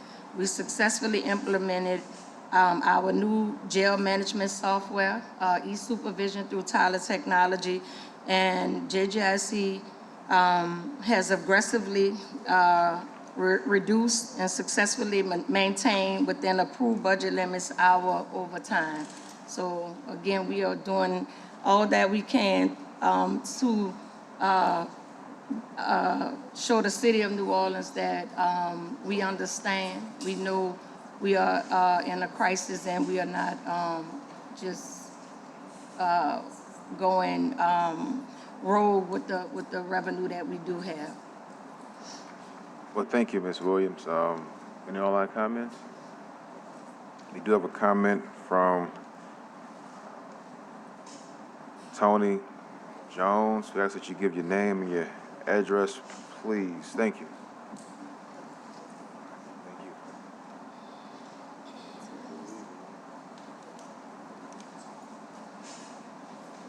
you. Hi, y'all. My name is Tony. I live at 2111 Dumaine Street. I want to speak on the juvenile question. And, you know, when we're talking about resources that the juvenile system has, I think that can't be separated from the unequal outcomes that Black youth have experienced that lead to such a strain on resources of our juvenile system. What I mean by that is in our 2024 bias-free policing report by the NOPD, we saw that 80% of all arrests were Black and only 17% were white. This is not because Black people are criminals, but because we experience unequal outcomes at the hands of NOPD. And it may be the state, you know, working through the cases, but it is the NOPD that ends up arresting our youth in the first place. And the reason this is a concern for me today is that when these youth get these unequal outcomes, they experience that not only as youth, but when they grow up or when they don't have the chance to grow up, like in the case of Jace Lee Scott, who was murdered and had his murder improperly handled by the criminal justice system. And when we see that happen, we need to demand that the NOPD actually start treating Black people, especially Black youth, with the same fair treatment.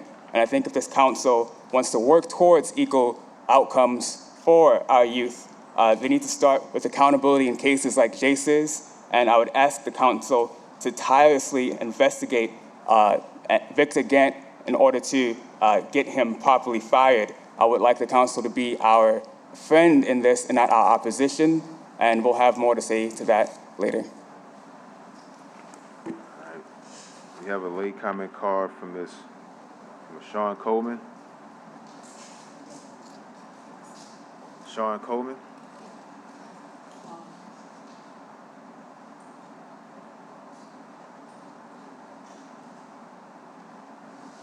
Hello, how y'all doing? My name's Sian Coleman. I'm actually here for Junius Coleman. My son was murdered November 2nd, 2022 at the New Orleans East Library, where they ruled it suicide, and my son wasn't suicidal.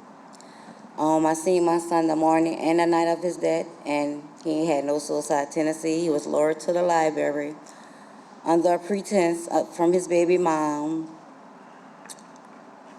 He also, the policemen that I see involved this robbery, Marsha Thompson, Donald Sharp, Max Schuyler, Keith Sanchez, Darrell Doucette, Perrin Gaines, Kevin Burns.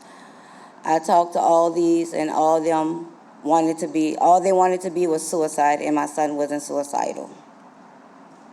Also, they took them 2 years to give me pictures from the coroner's office, and the coroner's office pictures showed that he had knots on the left side of his head, he got a gash in his head, his teeth knocked out his mouth.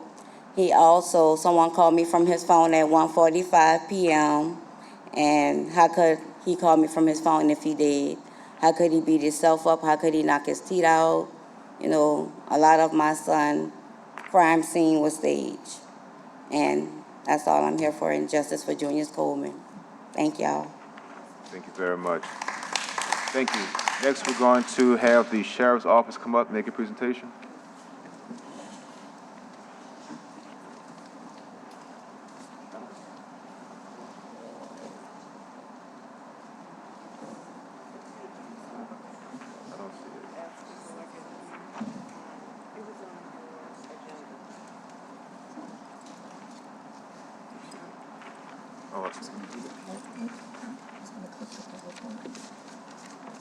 Okay,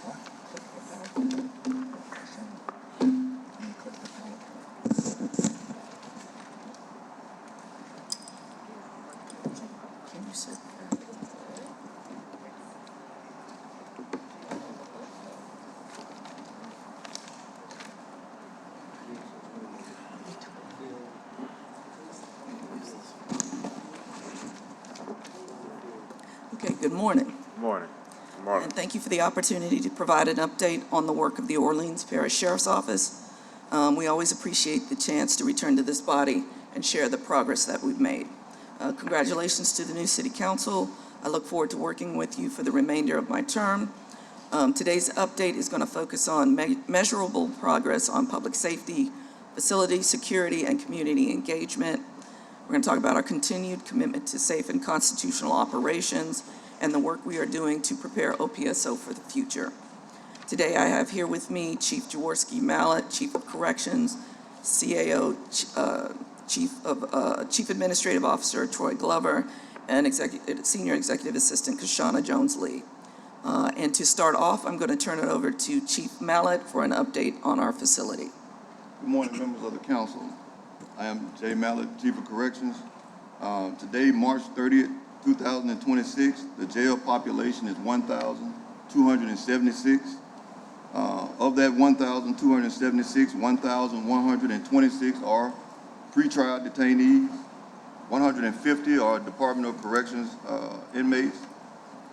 That consists of those that are sentenced, parole violators with open charges, and just parole holds waiting on parole hearings.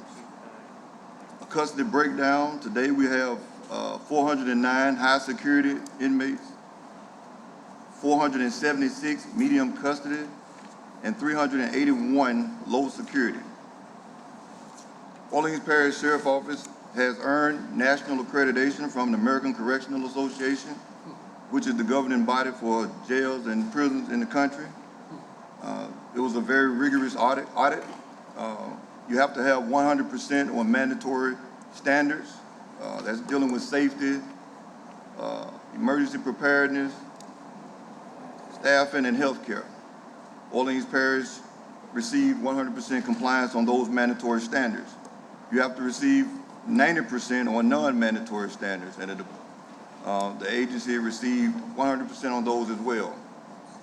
Moving on to facility upgrades in regards to hardening. Orleans Parish Sheriff's Office renovated 260 cells in our high security units and our administrative segregation units. That renovation entails surface mounted locks to address the locking deficiencies and continuous hinges, which run along the base of those cells. Makes it a little bit harder for the population to manipulate and tamper with the cells and the locks. That represents 35% of the facility.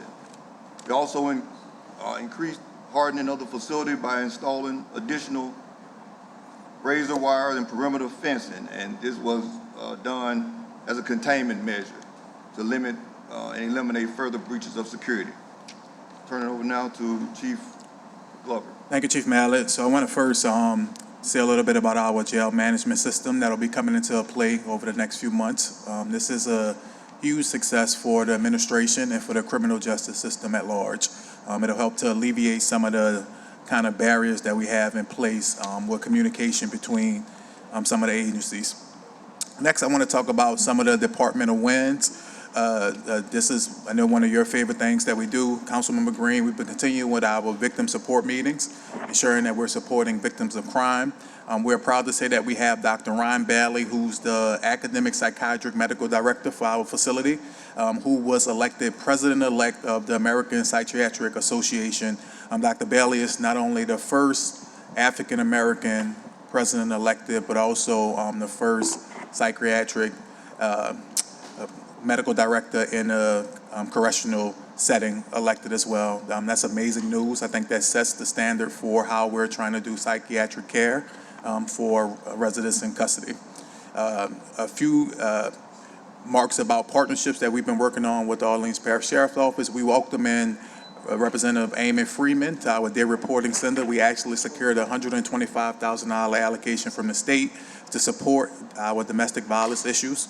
I know that matters a lot, especially considering that the city is under such huge financial constraints. We have a few initiatives that we've been working on, like our opioid clinic and our reentry hub, that we'll be proud to get up and running.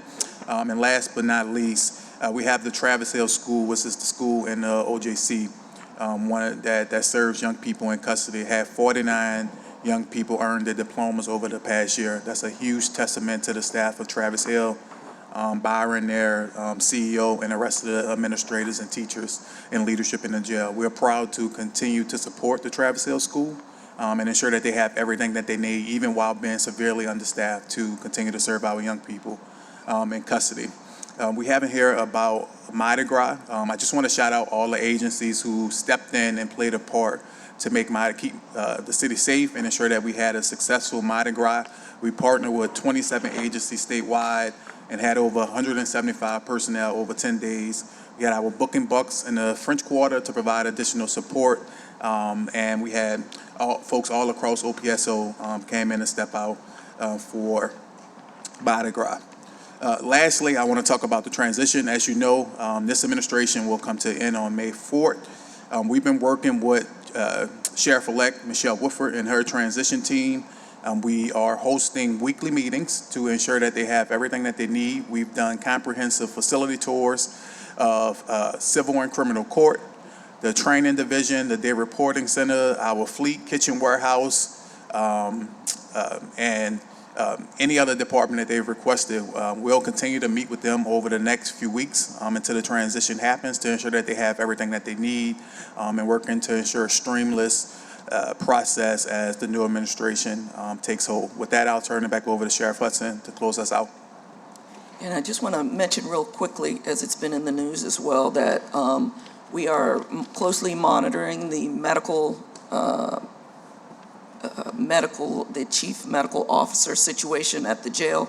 Our partners at Wexford Health have brought in 2 physicians to replace Dr. Andrea Blake, who led this organization for close to 10 years. She did an amazing job, and she will be missed. Wexford continues to be our partners in this, and they brought in 2 new physicians to keep care going. And we've been able to report that MedPass is still going on. Sick call is still going on, so we're going to work with Wexford on that as well. I also missed Deputy Chief Christopher Goodley, who is over our Field Operations Bureau. He is here today, in case there are any questions about that. But to close out, our commitment to safety and accountability and service to this community has not wavered. OPSO is not just maintaining operations, we are building for the future, whether I'm serving as sheriff or not. It has been a true privilege to serve as Sheriff of Orleans Parish. This role has been one of the greatest responsibilities of my life, and one that I have approached every day with purpose and a deep respect for the people we serve. I want to sincerely thank our deputies, our civilian staff, and our partners across the criminal justice system. The work that we do is not easy, and it requires discipline, resilience, and a commitment to showing up every single day, often under difficult and demanding circumstances. Over the course of this term, we have faced real challenges, but we have also made meaningful progress, strengthened operations, expanded programming, and continue to move this agency forward. I'm especially proud of the men and women of OPSO who have remained committed to professionalism, accountability, and public safety. That consistency is what keeps this agency moving forward. I also want to thank this committee for your partnership, your oversight, and your continued engagement. This relationship is critical to ensuring that we are serving the city in the way that it deserves. And while my role is coming to a close, my belief in this agency and its people remains as strong as ever. Our commitment to safety and accountability and service to the people of New Orleans has not wavered, and I'm confident it will continue moving forward. Thank you very much for your time. If you have any questions, we're glad to answer those. Thank you, Councilmember Green. Yes, Sheriff, thank you for your willingness to serve the public, and certainly you're making that presentation because I guess this is a quarterly meeting, so we won't see you again at this meeting, but I just want to say that, your willingness to put yourself forward for public service is greatly appreciated, and certainly wish you the best in your future endeavors, and you know how to reach me if there's anything that I can do, you know, to assist. I do want to ask Mr. Glover or anyone there. Unfortunately, we lost in New Orleans to death 282 people last year. Even though that number is down, it's still a tremendous number relative to opioid and fentanyl overdoses. A tragic figure, which interestingly enough is greatly reduced from years ago, but over the years, we've lost so many residents to opioid and fentanyl overdoses. So I wanted you to talk just for a second about what is going on in the opioid clinic and what you might suggest and tell the public relative to ways that they can get assistance if they are, you know, if they have an issue in that area. Well, I just want to note before Chief Glover goes into the details that one of the reasons that we brought in a new medical and mental health provider was because we were not providing the medically assisted detox within the facility. So that was really important to bring in a new provider to help that work, and the numbers have just grown since we've brought that in, which started in 2024. So, Chief. Yeah, so thank you for that comment. I think that's an amazing point. We're in the process of trying to finish up the final touches to an initiative called HAIL OJC that essentially continues the care and continuity for folks once they leave custody. I think when we're talking about opioids specifically, I think people forget or neglect the fact that that's a huge role in public safety. A lot of the folks that come through the jail, we used to have about an 83% recidivism rate, a lot of folks who were either sick or poor, and some who committed serious crimes, but we've reduced that, and a lot of that has been to ensuring that we are at least doing our as best as possible to serve the whole person once they comes into custody. And so HAIL OJC will be an initiative to work with our medical director to ensure that once someone leaves OJC, they have any prescribed medicines that they need, and that they're continuing to have connections with medical providers and case managers once they leave to ensure that they don't continue to make some of the mistakes that they made in the past. Is that something that you envision could be a permanent part of the sheriff's office system, or should it come from somewhere else? Yeah, I think that there's clearly, and I know certain facts relative to numbers, a lot of people who overdose were involved with the system. I'm going to watch my words carefully, but they were involved with the criminal justice system in some way or the other, and unfortunately were not able to kick the addiction. Yeah, I think the sheriff's office plays an important role in ensuring and doing everything that they can to fight against the opioid crisis, as well as community partners who partner with us. But the sheriff's office absolutely plays a critical role because we have the folks in custody, and we know what their medications are, and we can do a proper handoff to ensure people continue the treatment. Who would it be a handoff to? The handoff to both medical providers, pharmacies, and case managers off-site. So there's a pre-release component and a post-release component as well. Okay. And over time, I mean, whatever your roles might be in that, I hope that we can continue to work to reduce the numbers, but the numbers are still staggering. Yep. 282 people, but a couple of years ago, it was 400 and some. Yeah. I mean, we just got to do something to help those who are most vulnerable to people who distribute those products, and also they just get the products one way or the other. But that's a number that I'm going to be talking to Chief Harrison about too, because at the end of the day, one of the biggest public safety issues in our city, and one of the concerns is the number of people that we lose in our city to drug overdoses, fentanyl and opioid overdoses. So maybe I can talk to you and we can talk about how we can play a more prominent role, you know, in reducing those numbers. Absolutely. Thank you. Thank you, Sheriff. Thank you. Do have 2 comment cards. Any online comments, Ms. Anita? No. Okay. First, we have a card from Tony Jones, and then from Antonia Marr.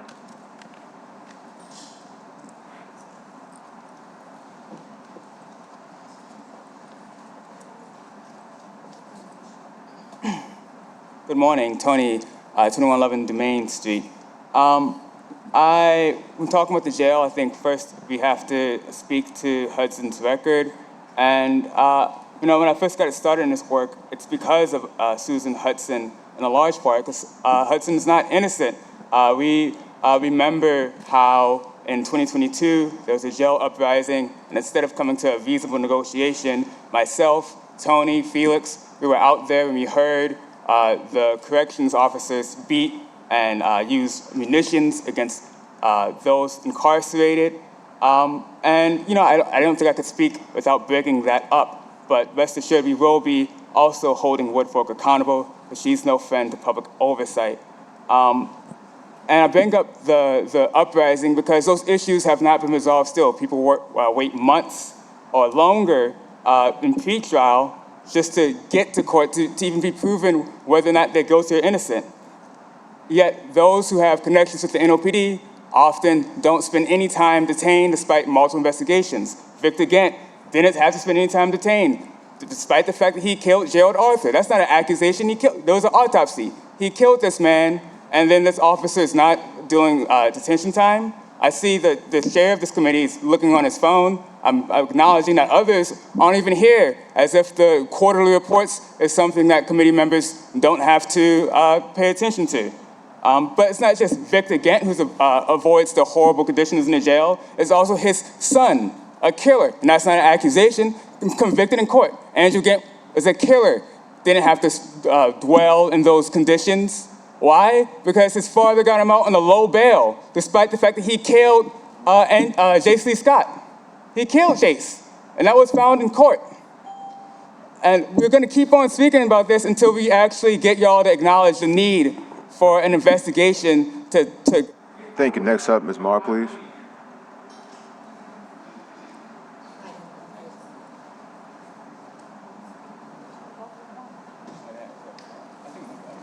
Just to let everyone know, moving forward, we're giving everyone grace, but if your comments are not germane, we're going to be respectful to everyone in the audience and everyone's time, and we will shut off the mic. So everyone has an opportunity to speak, but we're going to demand respect and keep your comments germane to the topic. If not, your mic will be shut off.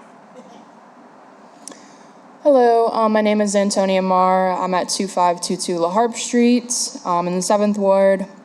I'm here today. I know that the jail has gone a lot of scrutiny in the past several months, but I do also, I appreciate your progressive stance in terms of not cooperating with ICE at the jail. That has meant a lot to the organizing community. But we also know that among the issues that the jail is facing, overcrowding is a really big issue. We have seen, as Tony Jones said, a lot of people are in the jail for a long time without being able to go to trial. A lot of people's families have issues communicating with their loved ones at the jail and, getting them the resources that they need to make sure that they're fed, they're taken care of, their medications. And I, again, want to, I think something that Tony said was important and it is germane, and that is, how does the jail serve the public? Who has to spend time at the jail? Who has resources to communicate with their loved ones? And who suffers the brunt of, not having access to city resources, not having access to accountability, not having access to justice in their cases? And, we are here today on behalf of the demanding justice for Jace Lee Scott. We want the jail to be accountable to the public and all of the public. And part of these meetings is also, holding accountable people in the police department, people on the jail staff who don't serve the city but seek to serve themselves. Councilmember Green, you have a comment? Yes, Sheriff.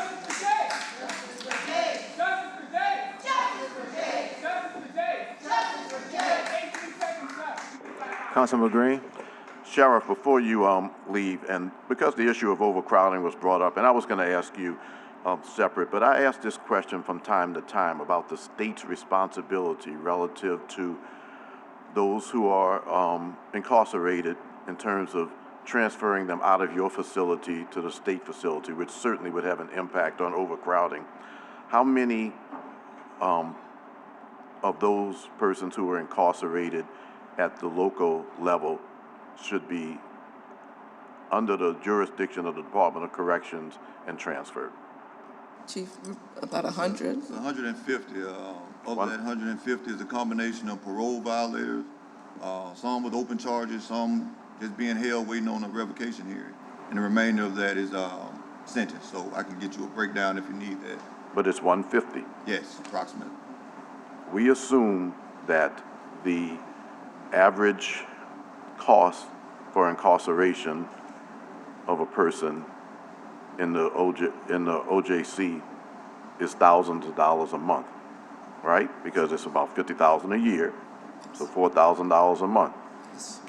So 4,000 times 150 is a cost that the city assumes that the state should have assumed, because they should do their job a bit better. I want you to help correct me with the wording that I use, because I am going to be a stickler, because the city has had to furlough its employees. The city has had to reduce the number of employees that we couldn't fill jobs because of an obligation on the obligations that we have that we assume that should be assumed by the state. So help me to use the correct wording to encourage the state to handle its responsibilities relative to those 150 individuals. Yes, sir, and we meet regularly with the state, and they are actually doing more pickups for us than I think around the state, because our federal court that's over the consent judgment is also watching very closely. So we continue to work with them, look at the numbers, and continue to ask them to come pick up people, and they do. But it's also a rolling target, because when one person leaves, another person gets convicted that day, right? So it's a continuous kind of loop. But we will definitely continue to share the information. The state could be doing better. They pick up more. That would be great. But around the state, most of their prisoners are in jails. As far as the numbers are, there just aren't enough resources in this state. So yeah, most of the state's prisoners are in local jails. It's a big burden on the city of New Orleans budget. I just want to continue to make that clear as we see criticisms on a state level of everything that happens in the city of New Orleans. And you know that this is not directed at you, and I've been consistent with this message. If the city of New Orleans is going to furlough its employees, if the city of New Orleans is going to have hiring freezes, if the city of New Orleans is not going to be able to provide resources, I am going to be the one person amongst the many who will say this, is that I can't have the state criticizing the city as if the city is always wrong. That's right. And we're not doing the right thing. So I just wanted to bring out that statistic. Yes. Okay, thank you. Thank you, sir. Thank you. Next, we're going to go to section F with NOPD. Yes, ma'am. Ms. Scott? While we're transitioning, Ms. Scott's going to have a comment. Ms. Scott, I respectfully ask that you keep your comments germane to the topic. If not, your mic will be turned off. I'm aware. Good morning. My name is Shantae Scott. I am the mother of Jace Lee Scott. I want to address the issues of custody procedure and accountability with the Sheriff Department. One of the questions I continue to ask is, why was law enforcement officer involved in the custody process of his own son, who murdered my son? Ms. Scott, respectfully, that's not germane to what we're talking about. It's not the sheriff. We're going to go to the clerk of court's office. You can bring up the clerk of court. We're going to go to the clerk of court's office.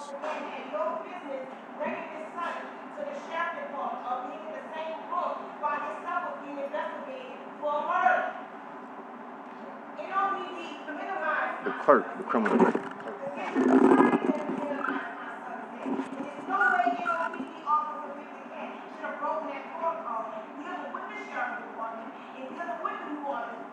So, Ms. Scott, we're about to start a new presentation, and we want to give you the respect. Right, but now it's just you can speak, but now it's just not the time. So we're going to have the criminal clerk of court speak, please.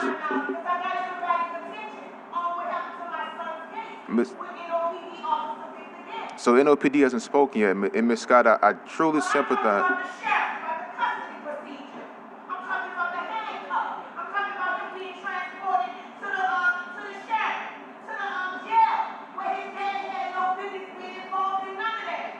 So, Miss, yes, ma'am. It's all good. I understand. I know this is sensitive, but we're about to move. Yes, yes, ma'am. Clerk of Court, the floor is yours. Good morning.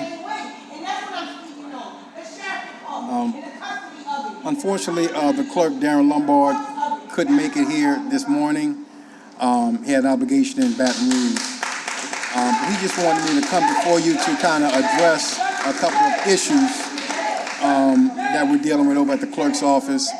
I know there's a hiring freeze, but we have some critical positions that that are not new positions that are just vacant. And so we really want to kind of take a look at the process to get those positions hired.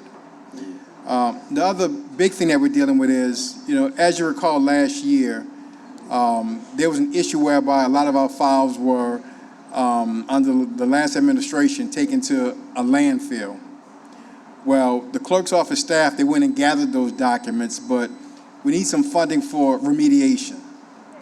We have all of these files boxed up, but they need to be remediated by a professional company that can sanitize them and get those documents ready so we can kind of put them back in our file. And the last thing that we wanted to address was expungement funds. When we presented before the City Council with our budget, we were told that there were some funds that we could be used for expungements. We did receive some funds from the state of Louisiana, and we gave out over $50,000 of expungements. But we also have some additional funds that we were promised by the city. I think Joe said it was some type of special fund that was set aside for things just like that. And we're just not really sure how to access those funds, but we do have a lot of expungements that are kind of in the pipeline that we want to get those taken care of. And that's about all I have today. Councilman Green, any comments? None? All right. Thank you. I think we got the DA's office teed up. So, DA Williams, the floor is yours, sir.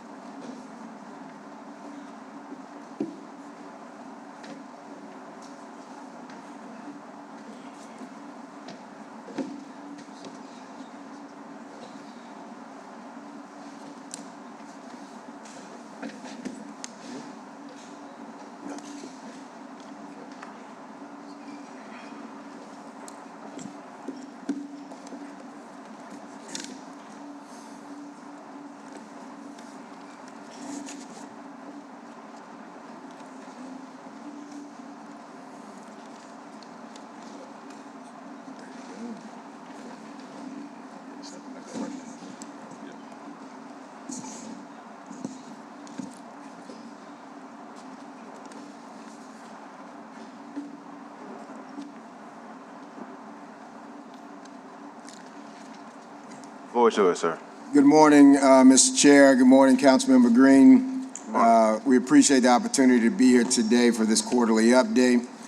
We do believe that this is an important moment, not just because it marks the first presentation to this chair and to this reconstituted committee, but because it comes at a time when our city is experiencing something that many once thought was out of reach: sustained historic reductions in violent crime. And I want to be clear that those gains were not done and achieved in isolation, nor were they achieved by simple serendipity. Just a few years ago, in the wake of the pandemic, our city faced a surge in violence across nearly every single crime category. Together, with the help of this council, with our law enforcement partners, and with the community, we made a deliberate decision to change course. We directed strategic focus to the individuals, locations, and behaviors that were truly harming our communities. We invested in data, We invested in trust. We committed to a full spectrum approach to public safety, from crime prevention to complex prosecutions.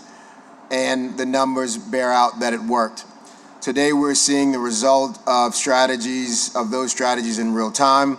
But I want to be equally clear about something else. This is not a time to wave a victory flag, certainly not a time to take our foot off the gas, because at the very moment we are seeing these gains, the Orleans Parish District Attorney's Office is operating under more than a 30% reduction in funding for 2026. These cuts come on top of years of already lean operations. And I want to be clear, we're not here asking for money. We're not here to complain. We understand that we are all in the exact same boat. And these will be austere times for this council, for my agency, and for every other agency in the city of New Orleans. We understand that you all have very, very difficult decisions to make.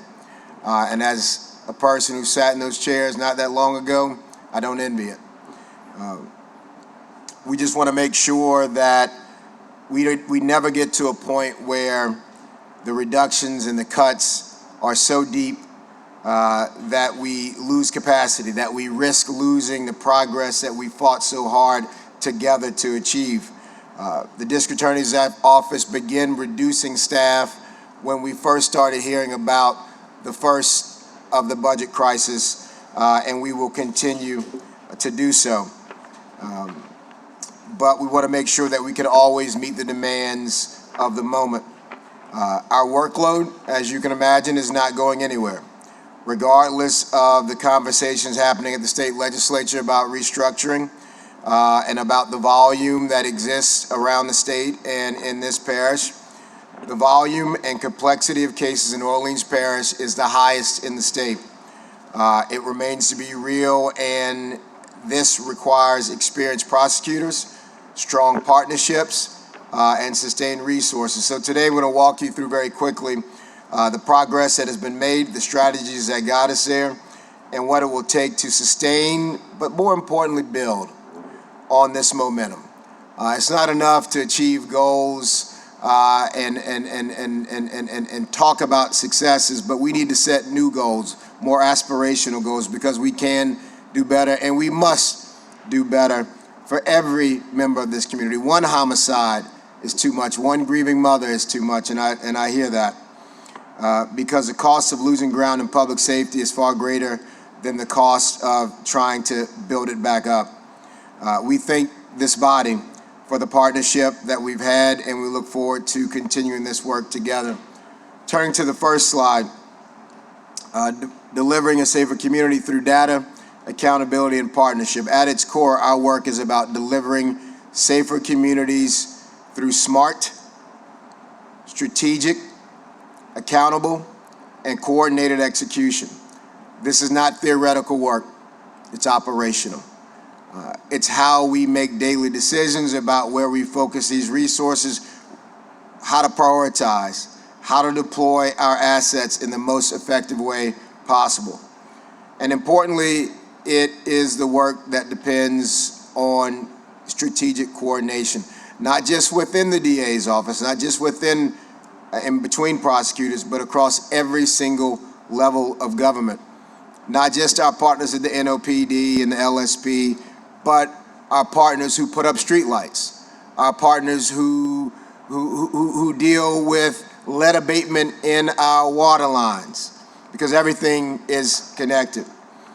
Turning to slide 2, the historic public safety gains that we realize that have been lauded across the country. The results of this coordinated work are very clear. Between 2022 and 2025, we have seen significant reductions. Armed robberies are down 70%. Non-fatal shootings are down 59%.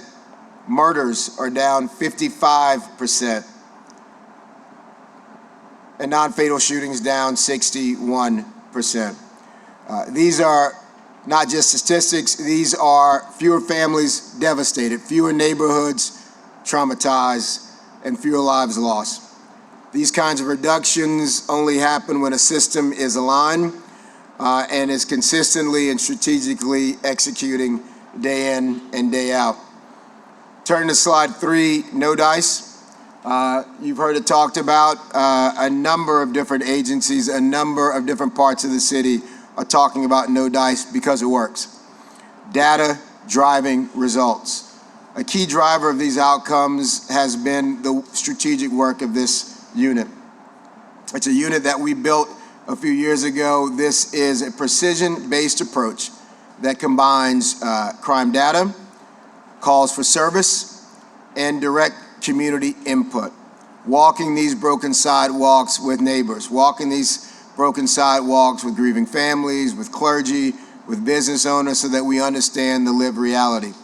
We use that information to identify specific locations, driving violence, and we deploy coordinated responses to target those areas. And in those areas, we've seen reductions in gun violence as high as 80%. What makes this work effective is not just the data, it is the coordination behind it. All of the people playing a role, council members, legislators, FBI, ATF, NOPD, Department of Transportation, Infrastructure, Environmental Factors, local agencies. This is a whole of government approach focused on specific problems in specific places. And to talk about the nuances of this work, I want to let you hear from Keith Lampkin, the chief architect of this work, to walk you through some of the nuances of no dice and a number of our quality of life efforts to try to improve the lived experience of the people of this city. Chief Keith? Thank you, DA. And as I look at the dais, looking at Councilmember Green and Chairman King, you guys are no strangers to our no dice work. It's really been a case study in what it looks like to break down silos across agencies. And we've seen some truly remarkable results in your district, Councilmember Green, in the chairman's district, and with all of your colleagues' districts as well. I think about Hardin Park, and I think about some of the work we were able to do there by making some infrastructure improvements, by increasing lighting, by returning youth recreation to Hardin Park, what that has meant for that community. The DA and I still get what seems like weekly updates from the 18th Ward and Nord about the programming that's going on there.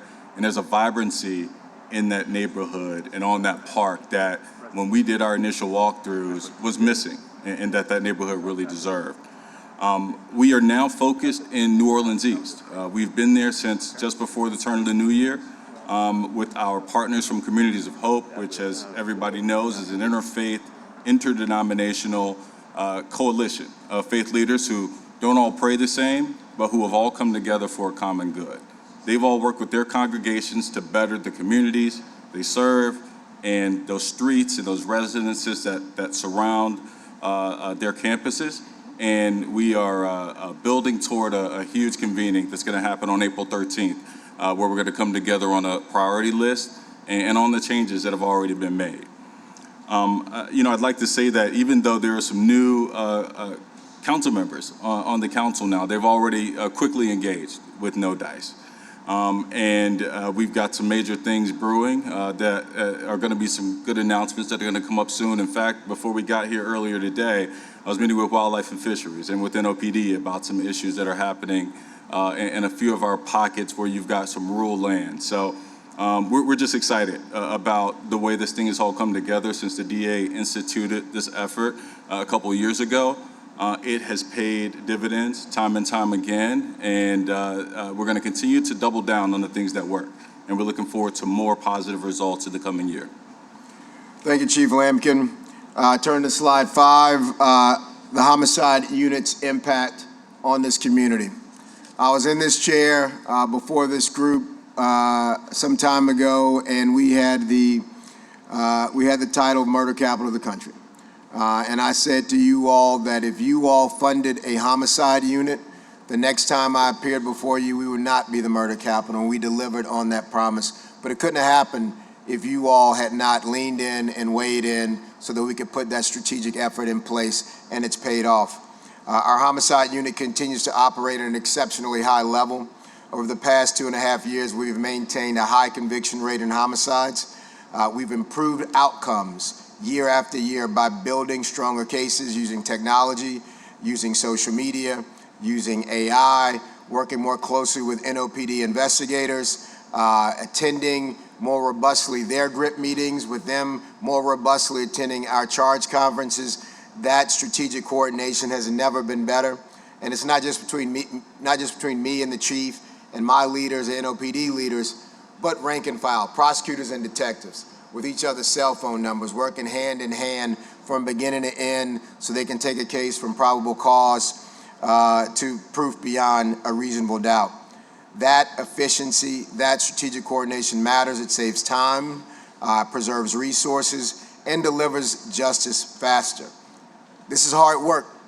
This is serious work. This year, we have resolved about 40 homicide cases and indicted another 25 more. We have also successfully handled a number of complex retrials. As you know, some of the Supreme Court rulings required cases to be retried. People got new jury trials because of the Ramos decision. I've tried those cases myself. Chief Durbis, who you'll be hearing from, has tried those cases himself. It is a lot harder to retry a case because everything's been laid out on the table. And it's notoriously a much more difficult case to prove. Securing those convictions despite significant evidentiary challenges is tough, but we've delivered. I believe strongly in leading from the front. I will continue to try cases myself. You will continue to see me in the courtroom next to my lawyers. You continue to see Chief Durbis in the courtroom with young lawyers, because he doesn't believe in just telling people what to do. He believes in showing them how to do it. We will not ask our attorneys to take on challenges that we are not willing to take on alongside them. So with that, I'd like to introduce to you the architect of our homicide unit, who continues to bring the best out of the women and men who do this work, Chief Matt Durbis. Thank you, members of the City Council. I just want to take a moment to talk about, I believe last time we were here, we really focused on the vertical change, meaning switching to a unit where the cases are assigned to a prosecutor once the indictment comes in, to really shifting to a new model where every attorney in the homicide unit is on an up list. Each attorney is assigned a homicide case upon an arrest being made by the NOPD detective. And so that prosecutor is going to have that case from the very beginning, after the arrest, when they just have probable cause to make an arrest, and working with those detectives and those sergeants and other members of NOPD to make sure by the time we get to indictment, that prosecutor is extremely familiar with the case, has worked with the detective, has developed a relationship with witnesses, detectives, and really gets to a point when we are indicting a case, we are not just indicting a case that we have probable cause to believe someone committed a crime. We are indicting a case where we feel confident that we can go in just a few weeks, if the world operated like that, really try that case. Our mantra has always been trial ready at indictment. It's not always the case with respect to DNA testing and some other evidence that is outstanding. But I think it's paid huge dividends in terms of having a dedicated unit of prosecutors who can really work hand in hand with detectives from the beginning of a case and see it through to its end. Thank you, Matt. Turn to slide 6. Our SACI and Sexual Victims Unit, Special Victims Unit highlights our sexual assault kit initiative work is focused on addressing cases that historically went untested. These rape kits were untested and unresolved, and when they are, we are able to snap in to work. These are often older cases, cold cases, that required significant investment in reconstruction. But the mission is quite simple. Ensure that survivors are never forgotten and that accountability is pursued wherever possible. Our Special Victims Unit, led by Michelle Jones, also handles some of the most sensitive and complex cases in the system. That's a unit that we built soon after our homicide unit. Severe child abuse, human trafficking, and the sexual abuse of children. Truly some of the hardest work that happens in our office. This is where a victim-centered approach is absolutely critical. The way victims are treated from their first interaction through the life of a case directly impacts the outcome of that case. We work with Children's Hospital. This team obtained a human trafficking conviction just this past Thursday in Section G of Criminal District Court before the Honorable Nandi Campbell, on the heels of convicting a child predator in trial earlier this month. Resource allocations have actually allowed us to bolster their capacity in 2026, providing critical relief valve in handling of those cases, which are truly some of our most disturbing cases. These positions are not optional. These are essential to achieving justice. Turn to slide 8, a full spectrum approach of the public safety model. Our strategy operates across the full spectrum: prevention, community engagement, and early intervention. Intervening, targeted, data-informed deployment. Enforcement, strategic prosecution of high-impact individuals. Sustainability, long-term coordination across systems. One of the most important elements across all of this is trust. When you had the group presenting on the pillars, trust came up time and time again because we've had generations of mistrust in the criminal legal system. But over the past few years, we have worked very, very hard, whether it was through our CRD or our victim witness unit or our community-based no dice approach, to invest in trust. When people trust the system, witnesses come forward and they cooperate. When people trust the system, they stick around after 911 is called to talk to the police. When people trust the system, victims participate. When people trust the systems, jurors engage and show up for jury duty. That trust strengthens every part of the system and improves outcomes across the board, and improves the system and improves this community. Efficiency and cost reduction. We've made significant improvements in efficiencies across the office. In our screening division, case acceptance rates have increased. Charging decisions are faster and the cases are stronger. We have also rebuilt a culture of trial readiness. More cases are being tried in Orleans Parish than ever before. Higher state cases are being handled successfully. Defense counsels and defendants understand that our lawyers are prepared to go to trial when the case is set.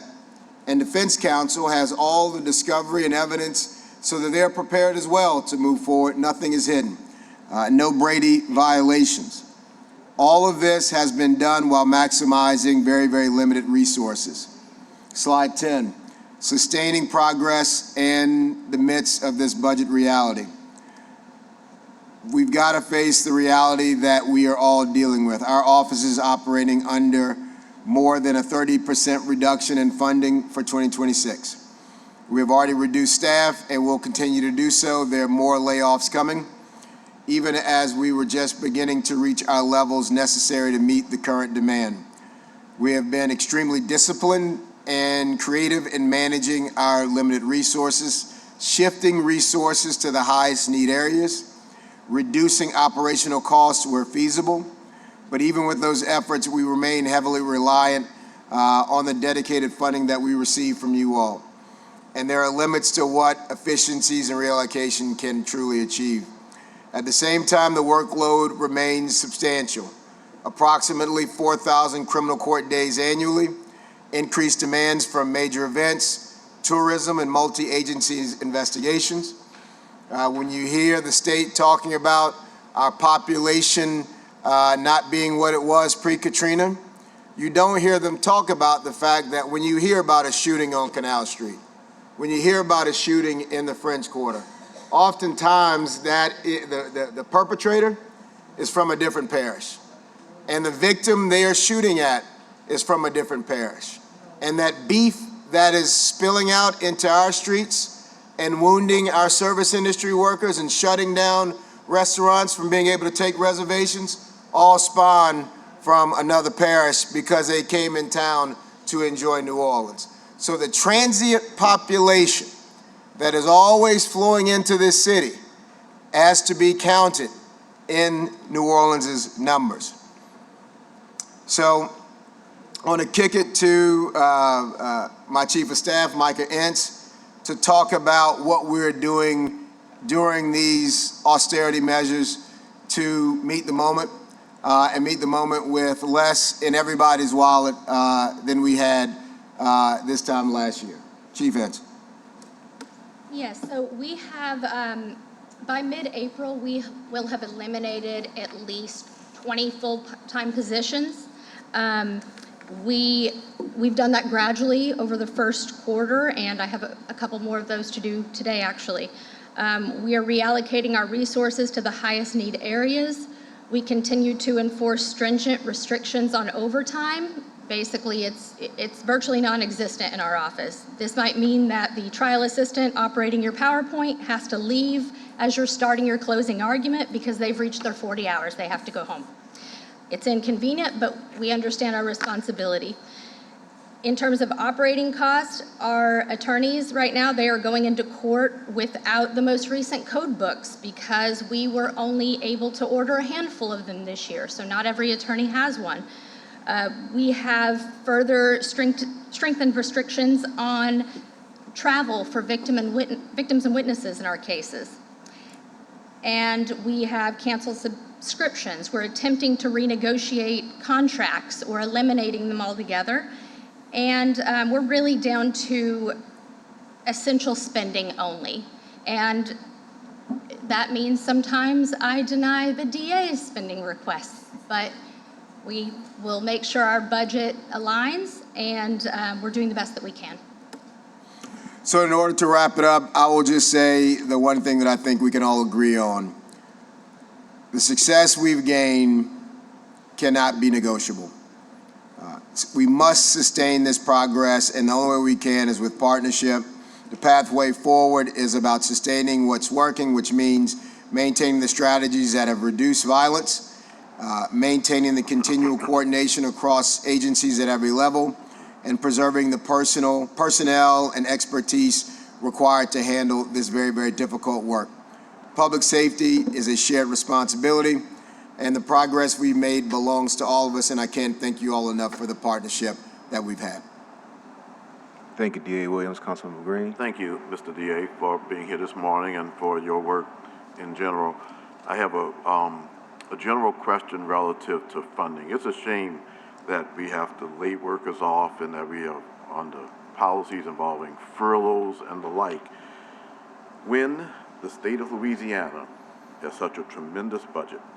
So I'm going to ask you a question that if you need to get back to me to get specific, how are other small cities funding their efforts relative to district attorneys and the like? It's a struggle, and it's a hodgepodge. You look across the state and you look across the country. I meet with elected prosecutors throughout the state and throughout the country asking and looking for new answers. The honest answer is no prosecutor's office has done it well without some municipal city funding and making it as strategic as possible. There are efficiencies that can be had in terms of technology, in terms of the system integration, the bus that we've all been working on that will be sharing information, how quickly we can receive electronic information, how we can store and transmit body-worn camera footage, dash camera footage, real-time camera footage. Those areas, there's some economies of scale that can happen. Most of that happens at the city agency level. You all are doing that work. So I would say that the city of New Orleans is ahead of the curve in finding those efficiencies.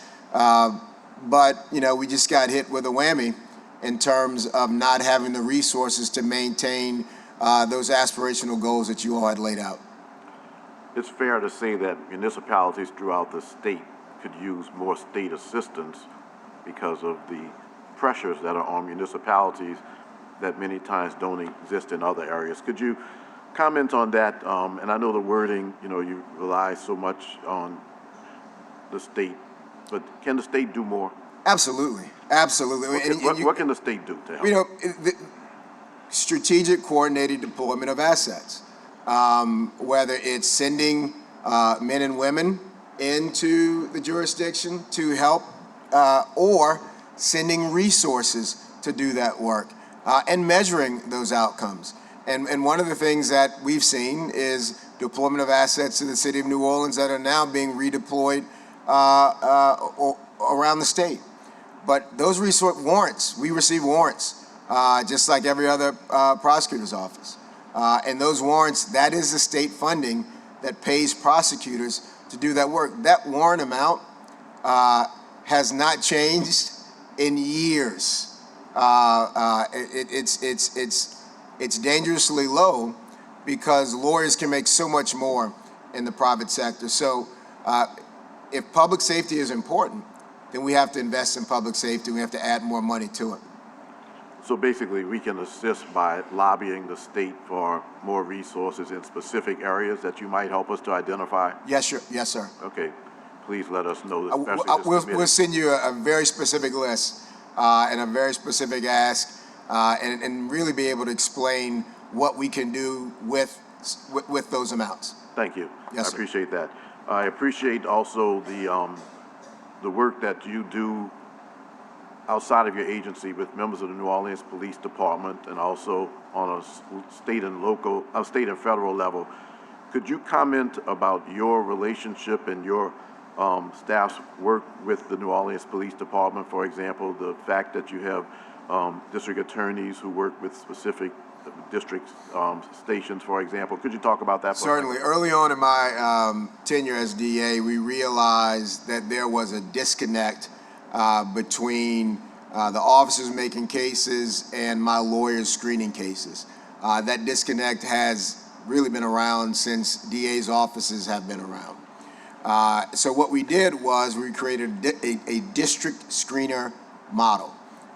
This was the brainchild of Andre Godin, the former chief of screening, and he created a situation which allowed for a prosecutor to be embedded with, to rely on, lean on, and be there for the officers in each police district across the city, which allowed them to work on those cases together to figure out if something was missing, to go back and get it, whether it was a real-time crime camera or Ring doorbell footage, to make sure we had everything we needed so that we could, one, screen that case faster, and then once it got to court, be able to present a winning case. That model has, I believe, helped police do their work better, and it's helped my prosecutors do their work better.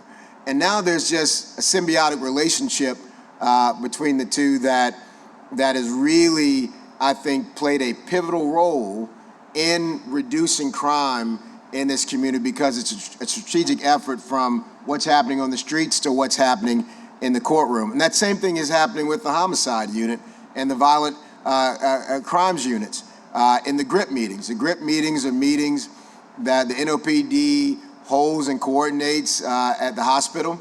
It's a large room where they're working through investigations and cases, and everybody's figuring out what they can do specifically to deliver on that investigation so that it can be fruitful and hopefully bring everybody who's accountable to justice. And it's a beautiful thing because we're the end users of that work product, and we deeply appreciate those convenings by the NOPD. And then we, in turn, have our charge conferences. Chief Durbis is in our grand jury room, the same room that you join us for our no dice meetings, meeting with the homicide detectives, talking about what we have and what's missing and what we can do to get a case ready to present to jurors. And then you've got that same thing happen on the no dice piece, where we're talking about place-based crime. Might be the tire shop that you visited. It might be the New Image Market, where both you and Council Member Freddie King were shutting down places that are helping, whether it's illegal gun sales or drug sales, or places that are breeding grounds like the London Lodge for other criminal activity. But having the police in the room with you all, with us, with Ubuntu Village, with the clergy, with Vera, finding ways so that we can deal with place-based crime and communities of hope I mean, really, that group of clergy members have become a group of warriors in this community in terms of finding places where the next crime might occur, which allows us to go in with the police department and other agencies and city agents to light it up and reduce calls for service. And I know reduced calls for service doesn't sound like a big deal, but it is a big deal because it means that's a victim that never was. That's a case that never was. That's a community that remains whole and intact. Thank you. Could you comment on the importance of, and thank you very much for your work that you do with especially our police department, the district attorney's office. That sense of trust has resulted in, I guess, many people saying that they know that the DA and the police are working together. There are always going to be some sort of shortcomings, but that's important to the public. It used to be urban legend that the police would write a report and the DA is going to reject it right away. We had to fix that. I had to fix that. Absolutely. People would say, I'm going to be out tomorrow because the police are going to, write a report and the DA is going to reject it. You can say affirmatively now to the public that the workings between the DA and the police department dispel that myth. We saw a problem that was a historical problem dating back many administrations where there was sort of an angst between the two agencies. And we have been able to repair that from top leadership to the newest hires of the NOPD and the newest hires of the DA's office. Thank you very much. Could you comment also on your assistance that you provide through Michelle Jones to victims of crimes? Of course, you know how I certainly have embraced many victims of crime, helped form an organization, Voices of the Victims of Crime, because of course, that's why our criminal justice system exists, to make sure that people are not victimized, or if they are victimized, that they get the relief that they need in the system. Can you comment on the work that's being done by Michelle Jones and also your victim assistance unit and how important that is?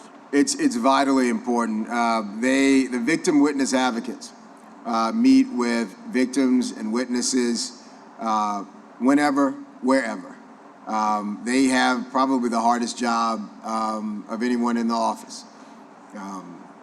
I will tell you that it is grieving mothers and fathers and people who lose their loved ones to violence or people who are brutalized by a predator. They go through a great deal of trauma. And I can tell you that my victim witness advocates, they have to digest that trauma daily. And they do digest it, and they digest it in a way to try to help families navigate probably the worst moments of their lives. And they stay in touch with them before the case is tried, long before the case is tried. And they stick with them many times after the case is resolved in court. That trauma goes and will last a lifetime. But the victim witness advocates, the social workers in my office, they do an amazing job. I wish that we could pay them more. I wish we had more of them. Aspirationally, if we can get to a place, and I know budgetarily we may not be there now, the gold standard would be to figure out a way for our victim witness advocates to get in touch with a victim or a survivor before we even get the referral from the police department. Because as you see right now, an arrest or an incident might happen in January, but we actually don't get the referral for quite some time. And so we don't even have a name to reach out to until we get that case referral. So we could figure out a way to fill that gap so that this person does not feel that vacuum so close in proximity to a horrible incident. That would be the gold standard, and we would be ahead of the curve compared to any other municipality. Thank you. And my last question is more of a comment. I'm asking for assistance. Thank you, No Dice, for the work that was done relative to the tire shop, relative to enhancing the community around Hardin Park, which involved a lot of work at a net, for example, at Hope Street, and a net, that entire community is different. Thank you for identifying properties such as on North Russia Blade, which eventually resulted in an expedited, and Daniel was behind some of that work, his enthusiasm. So he's joined the administration. Yes. So, but I just want to tell you that I still look forward to working with No Dice, and I know that you've moved to identifying properties in New Orleans East, but I'm going to make a request for you, and I'm looking toward our public safety officials. at the corner of Algemeyer and Johnny Jackson Boulevard. An intersection that is named for two people who are committed To amazing that design stalwarts. community, stalwarts in our community. I can't even support a fresh fruit business because of all of the illegal activity that's going around there. And so I'm saying to the person, if he's watching, I'm also saying to members of the New Orleans Police Department, No Dice, code enforcement, and the like, that is an area that we need to draw attention to. And I'm asking No Dice, and I'm asking you publicly to do so. Whatever it takes, cameras, surveillance, and the like. Within walking distance, a short walking distance from there, we'll soon be welcoming a new school, the Gail and Tom Benson Foundation School at the corner of Carver Rams Way and Desire Parkway. We'll also be dedicating a new stadium soon. We'll be doing a groundbreaking on a new Ninth Ward Stadium designed to enhance that community. We have a very active community, and it's not just Second Line, it's great social aid and pleasure work. We're going to be doing more work at Sampson Playground. But that community, which has been ignored for so long in the past, not recently, deserves the attention that I'm asking you to give to that intersection. And I'm asking our law enforcement community and also our whatever communities are necessary, code enforcement and the like, to give some attention to that community so that when those children begin coming to that school on August the 5th, their parents don't have to drive by that monstrosity of a criminal element combined area at Algemeyer and Johnny Jackson. And I'll leave it at that.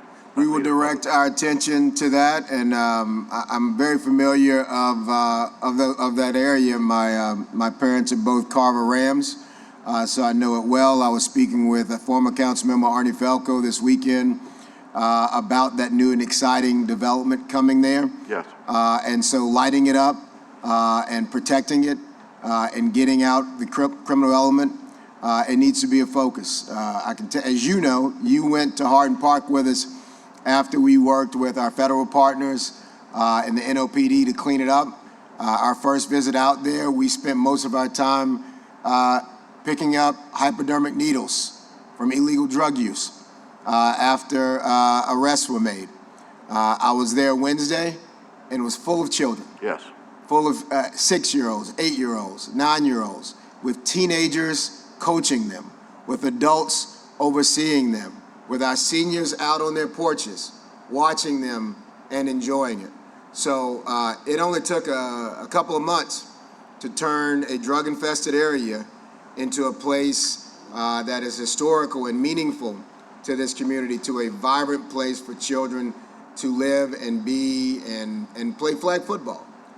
It was a beautiful turnaround to see, and I hope that we can do the same thing in that area you're talking about. I appreciate that. I didn't know that both of your parents were Carver Rams graduates.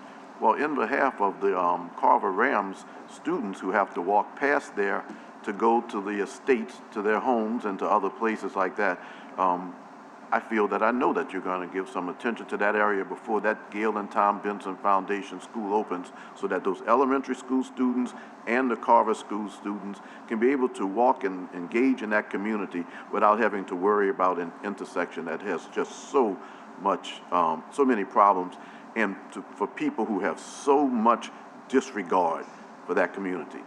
I say often, and I represent a great district. It includes the Desire community. It includes the West End with all of its restaurants. If you wouldn't do that in the West End, don't do it in Desire, don't do it in the Ninth Ward. Those people who are bad actors need to have a message sent to them, and I know that you will be able to help send that along with our law enforcement community. I'm asking you in behalf of the students to work with No Dice, and let's do something about it. Yes, sir, we'll do. I had an opportunity to meet the littlest ones over at Clarence Barney Early Head Start program just last week, right in the Desire. Right. And they deserve a better environment, and we're going to make sure we do that. Thank you for your work. Yes, sir. Okay. Thank you.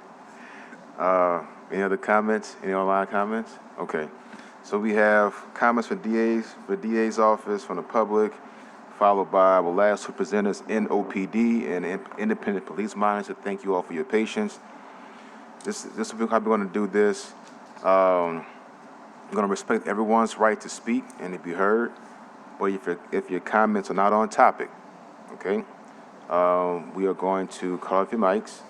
And if there is any uproars from the audience, we're going to cut feed.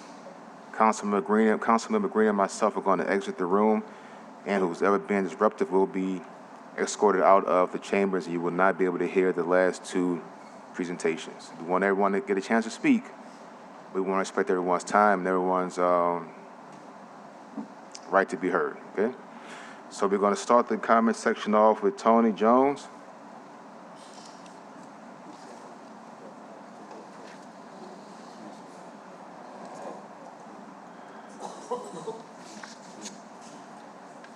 Hi, I'm Tony. I live in 2111 Dumaine Street. That's in your district, Mr. King. So I'm glad to hear and support that we're seeing this 50-year low in homicides. That's amazing. We are all here today because we value life. I'm hearing a report that has a strong stance on convictions, and I'm glad that we have this opportunity to have a committee where the public can hear these reports and comment. I understand that the presenters may not always answer questions, but I'm leaving this question up to the DA if he wants to answer it. So there was a case in 2020. It was put for the prosecution was started by Canizero. What we want to know is, when or were you aware of the case against Andrew Gant, the son of NOPD officer Victor Gant, when he was being prosecuted in the court? And if you want to answer that, we would love to hear your answer. I am aware, and I did meet with Ms. Shanta Scott and others pertaining to this case, and we did direct the case file to the federal authorities as well for them to review for any federal adoption. They did review it, but they did decline to take it further. There was a conviction, I believe, in Section G of Criminal District Court, and a sentence was given. There is no double jeopardy between state court and federal court, although the federal government did not move forward with that case. Ms. Scott, followed by Antonio Marr.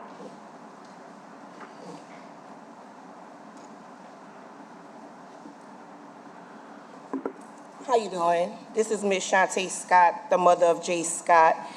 The letter that was sent out to the FBI was a very lenient letter that was sent out to the FBI. I read the letter and looked over the letter, and it didn't give a high demand of actually what had been took place in Jace's case. But I am here today to speak on the importance of accountability within the prosecution process. In my son's case, the DA was horrible. From Leon Canizero to Michael Morales to Sarah Dawkins to Zach Great, and the victim witness, Allison Margado, she was horrible to me. They didn't help me not one bit, okay? And she's supposed to help the victim. I didn't get any help. All I was doing was being pushed to the side because I had evidence, okay? My son was murdered on November the 24th, 2019, and for 6 years, we have been seeking justice and transparency from NOPD and from the DA's office. I am asking for a review of how my son's case was handled, including charging decisions and overall accountability. No one from the DA's office asked me if I agree with the plea deal that was given to Andrew Gant. No one informed me. Dylan, last name. No, your mic has been cut, Miss Scott. Last name Dylan, 1631 Mariner Street. Last name Dylan, 1631 Mariner Street. Ms. Dillon. Sorry, Ms. Scott. Ms. Dillon now has the floor. The mic was cut because it wasn't germane. Right. So we're going to leave the chambers now, Councilman Green.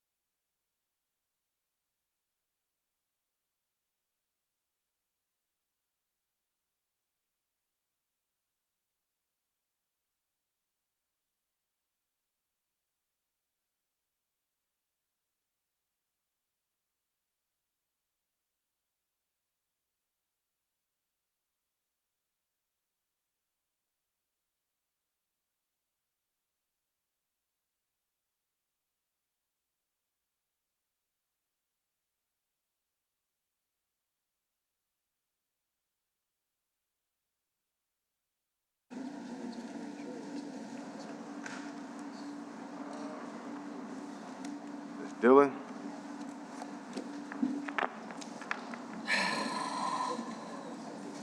Ms. Dillon? My name is Genevieve Dillon. I live at 1631 Marigny Street, New Orleans in St. Roch. My friend Richie Smith was murdered on January 7th, 2023 by my neighbor, Jason. I wasn't going to get up here to talk today, but when I saw you walk in the room, I had to. I have written to you. You may remember the thumb drive I dropped off, the t-shirt that said, "I live here." Those were Richie's last words. He was telling his murderer, "I live here, I live here." And the guy killed him, point blank, shot him right in his chest. He dropped dead in front of my house. It's hard to follow what's going on here because I have been by Richie's mother's side 3 years. I have met with, oh boy, I've been in the grand jury room a couple of times. I've met with Kendrick Thomas, Sharon Dupree, Sergeant Hyatt, Detective Rob Barreri, Kevin Burns, and of course, Abigail McDonald. We put together an 80-page comprehensive report with live links to video and audio, 911 calls that showcased this murderer's horrible, violent history of arrests, threats over the phone to 911 operators, threatening to put bullets in people's heads. Previous neighbors came out and they said, "We always knew one day this guy was going to kill someone," and he did. And nothing happened so far. And we're so hopeful. Jason, I'm so happy to be able to talk to you, but I'm also so frustrated with how this whole thing has gone down. And I want to reach out to you again. I want you to remember, just remember Richie. He was a really good person. He was a nonviolent person. They were night and day, and he's gone. Ms. Marr? Thank you, Ms. Dillon. Ms. Marr?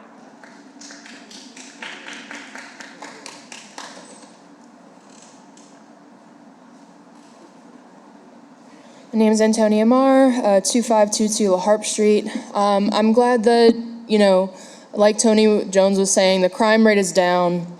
And I'm also glad that NOPD homicide is also being talked about in this case in terms of bringing killers to justice. I think basically we're all here. You can all read our T-shirts. We're here for getting justice for Jace. I think what I want to talk about is the DA's office's role in charging officers who also violate the law.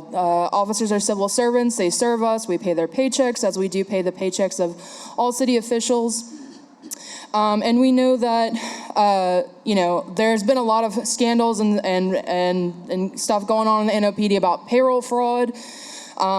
Just recently, a lot of cases about malfeasance in office. There was the arrest of Terrence Johnson in March 2026, Chad Cochran, Sergeant Henry Burke, related to different counts of payroll fraud, malfeasance in office. And I just want to use my time to say that we still need the help of the DA's office as much as we appreciate, NOPD and DA working together to get justice for families. Part of what we're doing here is also victim advocacy.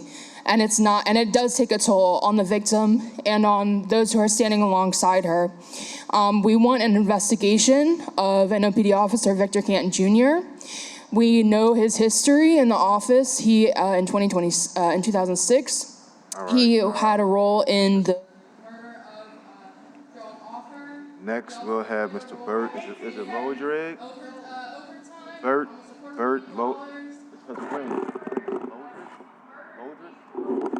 Lodrig has the floor. All right, Mr. Lodrig not going to speak. We're going to go to our next presenters, NOPD. Thank you, DA Williams, for your presentation. Thank you, Mr. DA. NOPD, the floor is yours.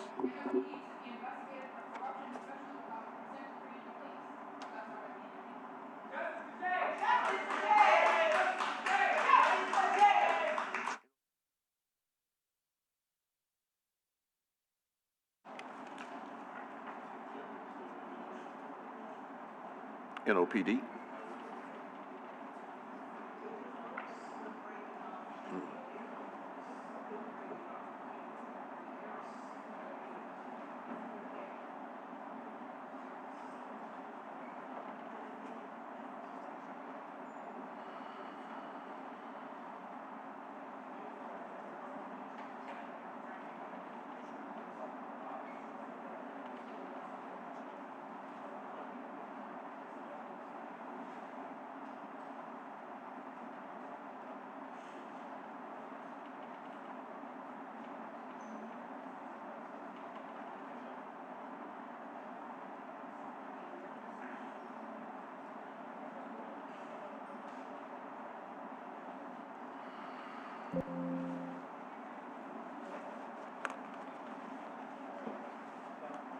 Okay, Chief. Yeah, this is all right. Here. Who's the one next to me? Huh? Huh? No. Where's come on. Okay. What? No. Who cares? You're an assistant chief.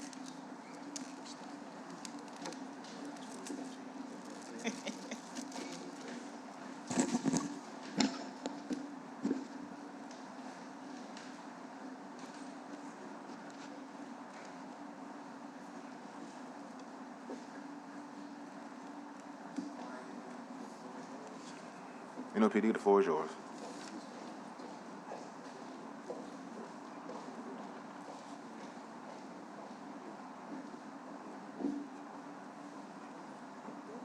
NOPD, whenever you're ready.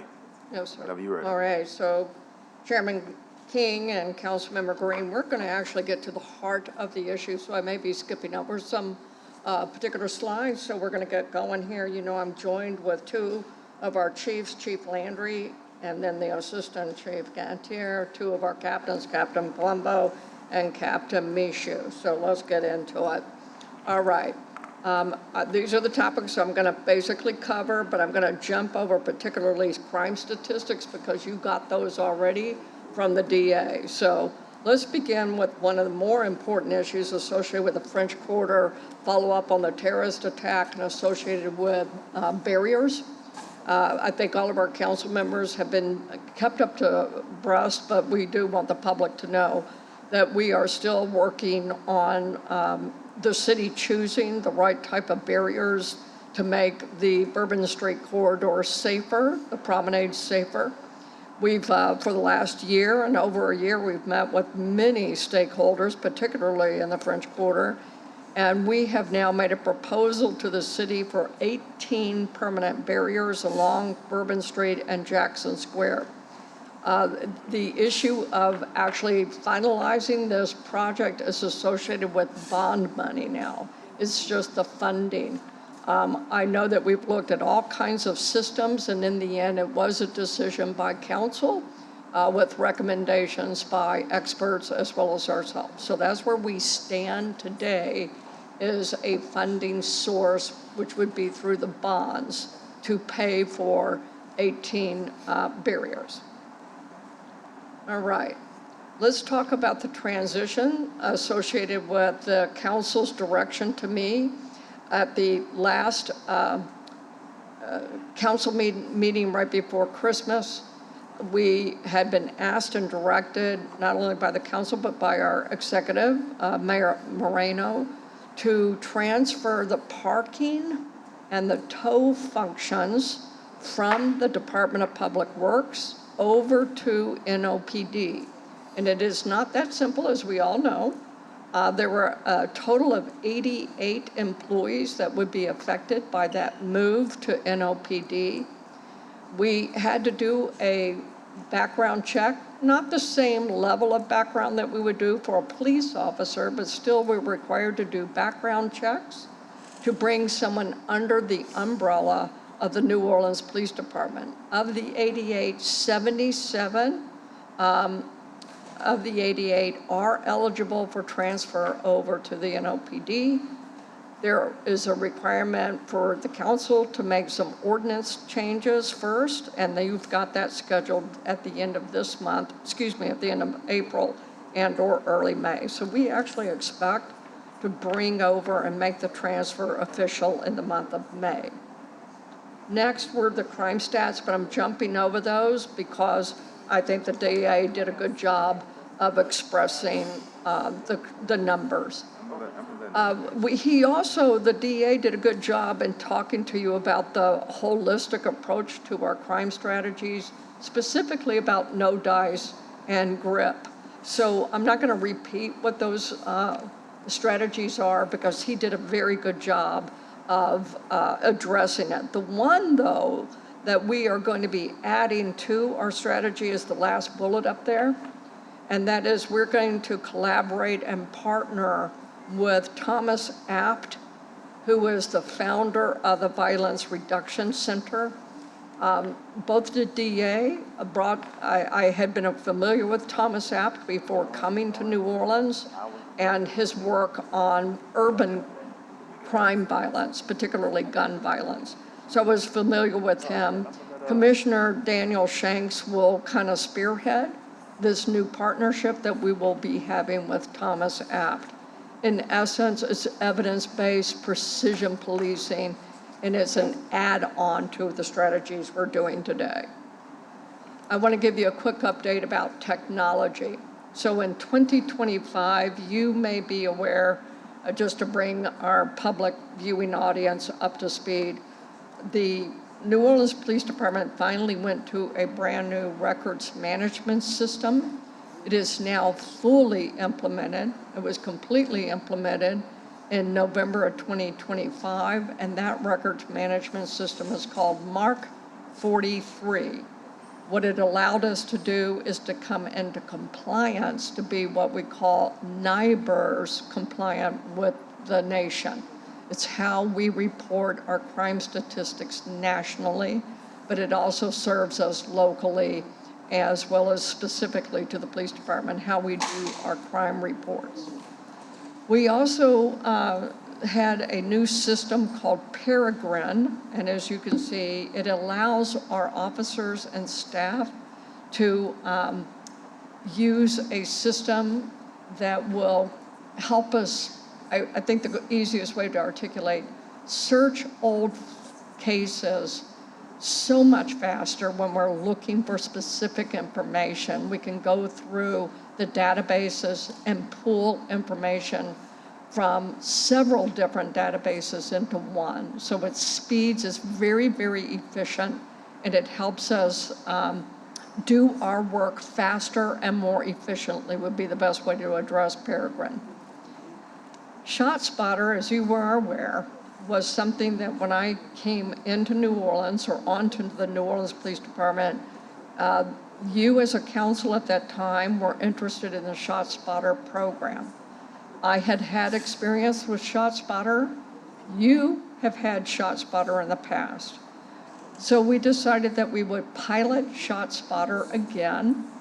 However, we are going to recommend and have already recommended that we would not go forward with ShotSpotter at this particular time. And so we have discontinued the program. And then last technology update is that we have engaged in a new contract prior to 2026 with a company called Sigma Square. And it is going to be utilized to help us look at old homicide cases, cold cases.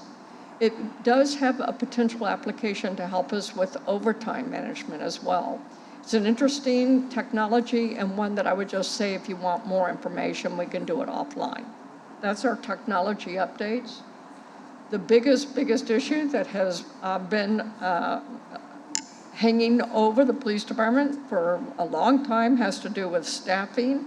And I thought I would give you an update on our recruitment efforts. We did have new leadership put over the recruitment unit, and there was natural transition because Nicole Powell left us and went to Seattle Police Department, and she had been the lieutenant over the recruitment division, and I put a captain over it. So the transition was a normal one, but due to Nicole Powell's leaving us. We have done quite a bit of retooling our recruitment efforts. We are going to be presenting publicly our new website. We've started doing TikTok videos to try to be compliant, kind of up to speed with how people and young people look for opportunities. We have something that we have learned as well is that Indeed is the largest platform out there that people look to for job opportunities. Thank you to the city for financially funding that for us. So we are now up on the Indeed platform. As a direct result, we have had 77% increase of applicants. That speaks for itself. We have also been able to increase our test takers. So the key to recruitment is how many people apply. That's the key. So it's great that you apply, but then we got to move you through the process, and the very next step is test taking. So we've increased that by 72%. We are going to be one of the only agencies in this country, I know of no others, in which we are now advertising for part-time police officers. I'll take 2 part-timers that give me 1 whole officer than to have no officer. So we're looking to do that. All right, let's move on. Here are the results of some of our efforts. So class 206 just graduated last week, and we had 27. We have class 207 is in process. 28 recruits are in that class. We expect them to graduate in July. We are starting next week a brand new class. We have 18 in that class right now, but we have 19 who are in meds and psychs as we speak. So we may be able to get more in by the start of the class on Monday. We also have 1 lateral officer in the class. So I want you to know that we now, as of this morning, the very top bullet up there, we have 895 sworn commissioned officers with us. We have a total staff of 1,274. Right now, we have experienced 14 separations, and that is either due to retirement or some other reason why a person has left this police department. So we've had 14 to date, and 7 from our professional staff. I am presently working toward putting together what is, I would call, just for the sake of today, a police support technician program. And this is that pipeline we talked about, like cadets, to get them into some formal program that would lead into becoming a full-time police officer. Memphis has the police support technician program. Many agencies around the country have it. They primarily do traffic support, as well as they could support us in special events. We're working toward that. It would require some funding. It would require, I believe, an ordinance change that would give us the ability to give them some authority. Facility needs are other big issue. You already know these issues, but I'm going to just hit on them very quickly. Our most critical facility that is, we need a new facility would be Property and Evidence. That's our most critical building. The academy, we've outgrown it, especially with our push to hire new people. Just to give you an example, you all know this, we're spending a lot of good money after facilities that keep breaking down. So as an example, the AC, the air conditioning alone for the police academy is $450,000. On our driving course and the other location in far east New Orleans, there are no restrooms. And so when you have several recruits and staff out there on that driving course and there's nowhere to use a restroom, or you have to hike it across 2 football fields to even get to a restroom, those are problems with the academy. You know there's on the table the potential opportunity to go to a new location, and that is something for y'all we'll discuss offline. The 6th and the 1st District have restroom problems. We fixed their air conditioning, but now occasionally their restrooms go totally out. And when you have 80 people in one district who cannot use a restroom, that's major problems with facilities. And that's kind of where I'm a big believer in regionalization. So for training, I would like to look at a regional approach as well as facility needs. All right. Our headquarters infrastructure update, we still need to find a place associated with our sex offenders and our IT. We cannot bring sex offenders into the headquarters, and you knew that. But the most pressing issue on infrastructure would be the crime lab. The 4th floor's renovation, that would be for our DNA. And that is a capital budget improvement issue. I think the last number I heard was $10 million to fix that floor. And then we have before you a lab request, a hiring request. We need a total of 3 scientists to be able to come into the lab to be DNA scientists, or we cannot get accredited. Overtime is the other big issue for you. I would say NOPD has done a very, very good job of reducing the overtime. You gave us a budget of 23 million, which I appreciated. You gave me a budget, and I told you if you give me a budget, I can manage toward that budget. We are having to cut back on how many officers we put out on these special events particularly, but we are managing within the budget you gave us, and you can see we've spent $6,400,000 so far on the first quarter of the year, and that's it. Councilman Green. I think that your report is self-explanatory. I just want to take an opportunity to thank the members of the New Orleans Police Department for the work that you've been doing, especially some of that work that has resulted in arrest for homicides, for example. That's part of the process of helping to make our city safer, making sure that those who don't respect others, who engage in crimes, especially crimes against other persons, are held accountable. I want to also commend members of the New Orleans Police Department for what I see in terms of your presence at special events. It just so happens that I represent a district that includes a couple of second lines that took place recently, and I'm pleased that your officers engage the participants and the community, and that they're at the front, the middle, and the back, very honestly.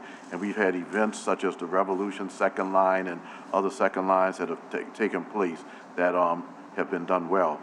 I don't know the full report from yesterday, the Downtown Super Sunday, but I appreciate the police presence, and tell me if I'm missing something. I don't remember that there was incidents that I should be concerned about. Good, thank you. I don't want to speak and then that not be the case. So we had an event yesterday that attracted tens of thousands of people with law enforcement officers at the back and at the front, at the back and at strategic locations.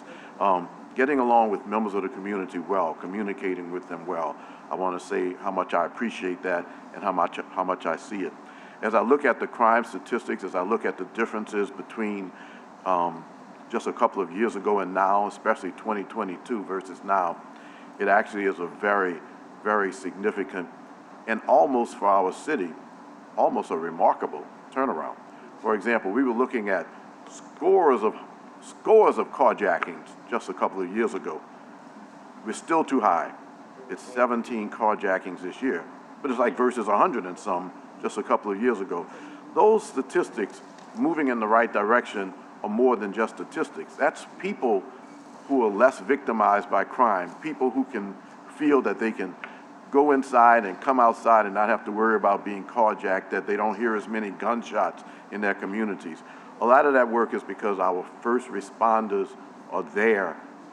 You responded quickly. Yesterday I witnessed an unfortunate accident on Claiborne Avenue where a motorcyclist crashed into a car and was flipped over his motorcycle within a very short period of time. As very difficult as it was to traverse that area because of the aftermath of the continuing party that was going on Claiborne. Members of the New Orleans Police Department were there to make sure that that person could be stabilized and also to direct traffic so that there wouldn't be any interruptions. Those are the things that people don't see. It's not going to be recorded. I want to let you know that I see it, and I appreciate that. And congratulations to the recruitment class. I know a couple of the recruitment staff. I know a couple of the recruits of the last class, 206, including someone who I never thought would be a member of the New Orleans Police Department. But he chose to because, as he mentioned, he sees progress and he wants to be part of making our city safer. So thank you for your presentations and your availability, and know that whatever I can do to assist, I will do to assist. I also want to encourage us to continue to work with the state officials because there are so many resources available on the state level. I don't think that we tap because we don't ask for it. I don't want to see us slow down in any way relative to making sure our citizens are safer, but let's use that resource to the best of our ability. So thank you very much, Chief. Thank you, Chief. We are going to limit the number of comments. I was told we can add them, just put them in the record. So we're going to have comments from Mr. Belden Baptiste and from Ms. Scott. The rest will be in the record. We're going to do 2 for independent police monitor when they finish presenting. So, Mr. Baptiste, the floor is yours. Good morning, Councilman. Let me know if I go out the scope of not talking about the police. First of all, I want to address Ms. Ann Kirkpatrick. Ms. Ann Kirkpatrick, you can answer the question. You don't have to answer it. I want to know, how could you be at the Inspector General violating the Police Bill of Rights? And you know what I'm talking about. What I'm talking about, Councilman Freddie King, is they got a Bill of Rights by the police. Ms. Kirkpatrick is conspiring with the Inspector General to take certain police cases so the Inspector General don't have to follow the Bill of Rights. But if you investigate, you got to file the Police Bill of Rights. This Inspector General is not. I'm so glad we got a police chief by the name of Michael Harrison to be over Homeland Security. And I hope he really listening to what I said because he know about the Police Bill of Rights. She have violated that since she been there. That's number one. Number two, I want to talk about this police overtime. Now, we know 2 cops did the wrong thing, and I agree. They got $500,000. But you're gonna tell me about the white cops, Miss Kirkpatrick, and you know what I'm talking about. They have did the same thing, Mr. King, so we can't have double standards with the NOPD.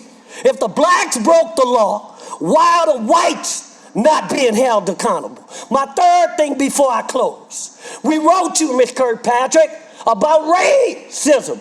This cop stand here as the second in charge, Hines Gutley, when he beat the black men in the bar and pointed a gun on them. 12 of the officers to this day with the Beachcomber Cafe. This man, Hines Gutley, has not been held accountable. Y'all put him all across the city like he's the great white hope. But he treated black officers wrong. Something is wrong with that, Miss Kirkpatrick. And let me tell you, Noni hopes you resign, because I'm Thank you. Thank you, Mr. Baptiste. All right, our last public comment for NOPD would be Ms. Scott. 2 minutes, Ms. Scott. Hi, again, my name is Ms. Shantae Scott. I want to address the issue of police policy and accountability.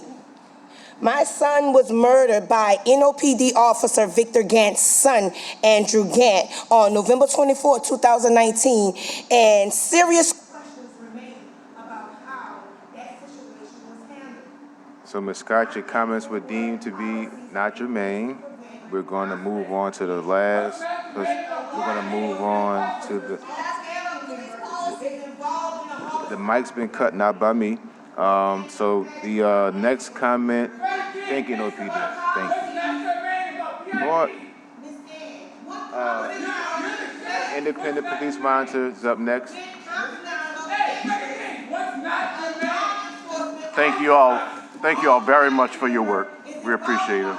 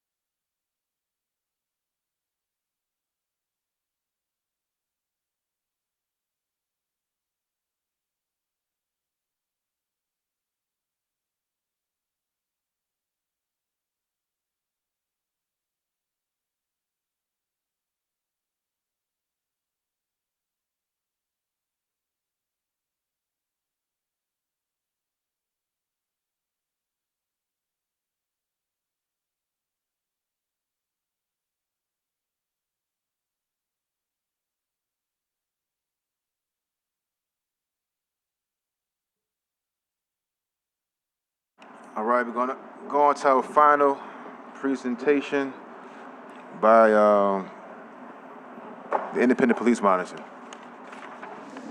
We won't have any public comments following this presentation. The ones we do have been given to Ms. Anita to be into the record, inserted into the record. Good afternoon. Thank you so much for having us. You're welcome. Thank you for being here. Chris. So again, thank you to the council. We appreciate the opportunity to present our data and the updates from our work from the last quarter of 2026, or I guess I should say the first quarter of 2026. I'm Stella Cement, the Independent Police Monitor for the City of New Orleans, and I'm joined by Chriselle Williams, our Deputy Police Monitor. Today, we're going to provide an overview of relevant oversight data and then provide a brief status update on some projects and work out of the Office of the Independent Police Monitor. So with that, we'll begin.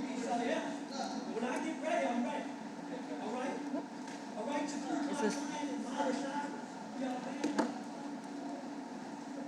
There we go.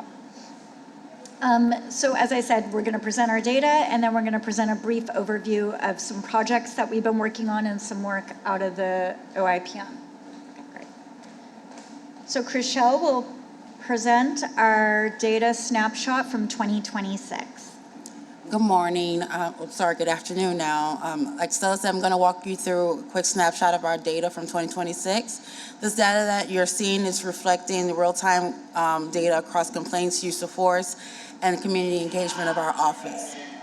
Our goal here is to give you a clear sense of both our workload and where we are having an impact in the city. And I'll start with complaints, which is the primary way that the public interacts with our office. So we try to make the complaint process in our office as accessible as possible, where community members can come into our office in person and submit complaints or call or text our 24-hour hotline, which Stella will talk about separately, or they can submit directly through our website. So far this year, we've received 105 complaints of officer misconduct. The vast majority of the complaints that you can see have come from the community members, which shows that the public is aware of our office and how we take complaints. We receive complaints through multiple intake methods, and we monitor this data to make sure we're reaching people across the city. If you look at our on-trend data, you can see how complaint volume has shifted from year to year. Our year-to-date complaint total, which again is 105, has already surpassed the yearly complaint total of 88 in 2025 due to a number of complaints we received regarding facial recognition usage. We also track complaints by districts, which lets us see what's happening around the city geographically. This data reflects where the alleged misconduct occurred based on complaint reports, and it includes only incidents that are tied to physical location. So this helps us identify patterns and allows us to focus on outreach and oversight where it may be needed most. District 8 has the highest number of complaints, which is consistent with the higher volume of activity and visitors in that area, which is not concerning to us at all. Our next slide is for use of force in critical incidents, and this is one of the most critical parts of our work. We respond 24 hours a day and monitor level 4 critical incidents, which include officer-involved shootings, deaths in custody, and serious use of force. And so far this year, we've monitored one critical incident, which was an officer-involved shooting, which resulted in one firearm discharge. And we also monitored 2 additional force monitoring incidents that our office actually went out to the scene for, but they did not rise to the level of level 4 critical incident. Our role on scene is to observe and ensure that the investigation is handled properly in line with policy. We also participate in the use of force review board, where level 4 and other serious uses of force are reviewed and evaluated. That process is important because it determines whether the force was within policy, practice, and training. And oversight here is especially important because these decisions happen in rooms where civilians are not present. And while we're not voting members, we serve as an independent voice to help ensure transparency and accountability. The next one is we actually do disciplinary hearings and accommodations, review disciplinary investigations that go before hearings and superintendent panels. Our role here is to assess whether investigations are thorough, timely, and complying with policy and law. So far this year, we received 14 hearing notifications. And we don't just observe in these hearings, we provide recommendations both in writing and during deliberations to members of the panels who are making disciplinary recommendations to the superintendent. We also track commendations, which are positive interactions between officers and the community. Oversight is not just about misconduct, but it's also recognizing good policing and what NOPD is doing well. This year so far, unfortunately, we have not received any commendation requests, but it's still only the first quarter, and we do welcome all feedback. The next slide focuses on mediation and community liaison work. Our mediation program is a key alternative to traditional complaint process. Instead of going straight to an investigation, mediation allows for direct dialogue between officers and community members. So far this year, we've held 7 mediations and already have 1 pending for the month of April. We also assist community members in navigating the police system. That can include helping with questions about ongoing investigations, answering general questions about complaint process, or connecting them with the right resources. We've had 6 community liaisons as well as 6 contact-only interactions this year. Community outreach and public engagement. Community engagement is required and essential part of our work. We are required to meet regularly across all council districts with police associations, but we also go beyond that. So far this year, we've held or attended 19 community outreach events. In the month of March alone, we've attended and held 12 events. That includes our Coffee with the IPM, trying to be present at the Ubuntu Village, Healing the Block Party, as well as the St. Rock Party this past weekend. So we try to engage with a wide range of groups, community organizations, NOPD, and elected officials and others. That helps us stay connected to what people are experiencing on the ground. And lastly, Monitors Mic. Monitors Mic was a great platform to passively reach New Orleans and share important information about policing and oversight. The live show has ended in January due to budget cuts, but we were fortunate enough to have Chief Ann Kirkpatrick as our final guest on the show. However, the episodes are still archived and still available on our website as well as Spotify if you just search for Monitors Mic on Spotify. Overall, our goal with this show is to make oversight visible, accessible, and meaningful to the public. And with that overview of our work and data so far in 2026, I'll go ahead and turn it over to Stella. Thank you. And I just want to remind everyone that you can look up our work, including our 2026 work plan online. All of our monthly reports are put online, and we are now doing summaries on our social media accounts. And here's all the information to be able to follow us on our social media accounts. So now I'm going to move on to discussing some of our relevant work and project updates. First, I would like to say a brief word about the Independent Police Monitor appointment process. There was an article that was posted on NOLA.com at the beginning of March regarding the appointment of the Independent Police Monitor, which is right now me. So I would just like to answer a couple questions that we've received from the public since that article was posted. The Independent Police Monitor is an appointed position. It serves in 4-year terms. The Ethics Review Board is the appointing authority for the Independent Police Monitor and for the Inspector General. So the Ethics Review Board is responsible for selecting an Independent Police Monitor. The selection of an Independent Police Monitor must be compliant with the Home Rule Charter, and I have the article number there. It requires that a national search is conducted for the Independent Police Monitor, and then it gives discretion to the Ethics Review Board to be able to reappoint the Independent Police Monitor to additional terms.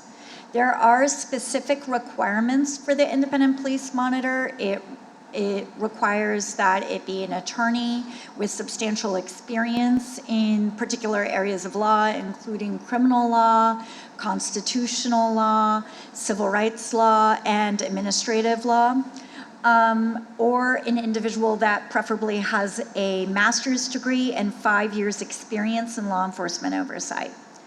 The position requires that they have knowledge of law enforcement, particularly of internal processes regarding uses of force and discipline. It is a position that requires a high a high amount of integrity and sound judgment, and awareness of the different demands and social economic situation of New Orleans, the diversity of New Orleans, the cultural traditions of New Orleans, and an ability to work with the various stakeholders that have to do with this office, including law enforcement, the community, and governmental stakeholders. I was formally appointed to be the independent police monitor after a national search in April 2022. My 4-year term is done this year. It just happens to coincide with the new mayor and with her selection of departmental leaders, but those two processes are not actually related. I have not resigned the position. I did formally request reappointment in March, and the public can learn more about that process by attending Ethics Review Board meetings or going onto their website and following along in the process. It will all be public. And for people that are curious, the Ethics Review Board is made up of appointed individuals that represent the different higher education institutions in New Orleans. So an individual is appointed from Loyola University, Xavier University, Tulane, Dillard, Southern University in New Orleans, UNO, and then one chair is appointed by the mayor's office. So it makes up 7 members who serve 6-year terms. An additional relevant update that I would like to notify the public of is that we do have an RFP up and live for general counsel for the Office of the Independent Police Monitor. This is a contractor position. You can learn more by going to our site and reviewing the RFP. We're looking for any attorney with experience in governmental and administrative systems to consider whether this is an appropriate position for you. The deadline is April 20th, and we encourage all to apply. Additionally, our hotline is live. We want to remind everyone that they can call or text 1-877-225-OIPM. That's 225-6476, OIPM. You can submit via text, online, or phone, and we take accounts of officer misconduct or accounts of positive policing. So please let us know about your interactions with the NOPD. In 2026, we released our OIPM work plan to the public and to all of our stakeholders. In 2026, we have a lot of big goals. We would like to generate more work product that outlines the work that's being done at the Use of Force Review Board and the disciplinary hearings that are held by NOPD. We would like to finish building our virtual public archive, which we started in 2025, and our database that we share with the NOPD to release police misconduct award and force data. We are continuing community outreach and prioritizing collaborations with partners. I really appreciated the work that we heard about this morning regarding the 10 pillars. And I would like to say that OIPM would like to partner to be able to collaborate with those efforts, because we agreed with the coordinate with purpose idea and spirit to ensure that families understand how to navigate the complicated systems in the criminal justice world, from courtrooms to police interactions. And we think our office could play a role in that. We also want to create policy and launch a pilot for peer-to-peer mediation, for internal mediation for NOPD employees. We want to expand our district-based mediation pilot, which I will discuss more on the next slide. And we want to generate more public-facing work product. In 2026, we monitored Mardi Gras, policing during Mardi Gras, and we released an updated guide to policing differences during Mardi Gras season. That's available on our website. We also participated in public safety walks. We were able to observe and monitor how NOPD was utilizing drones to provide public safety on the parade routes, and we were able to watch the mounted unit and NOPD officers break up a fight that also included an individual who had a weapon. And they were able to promptly break up that fight before it resulted in the use of that gun.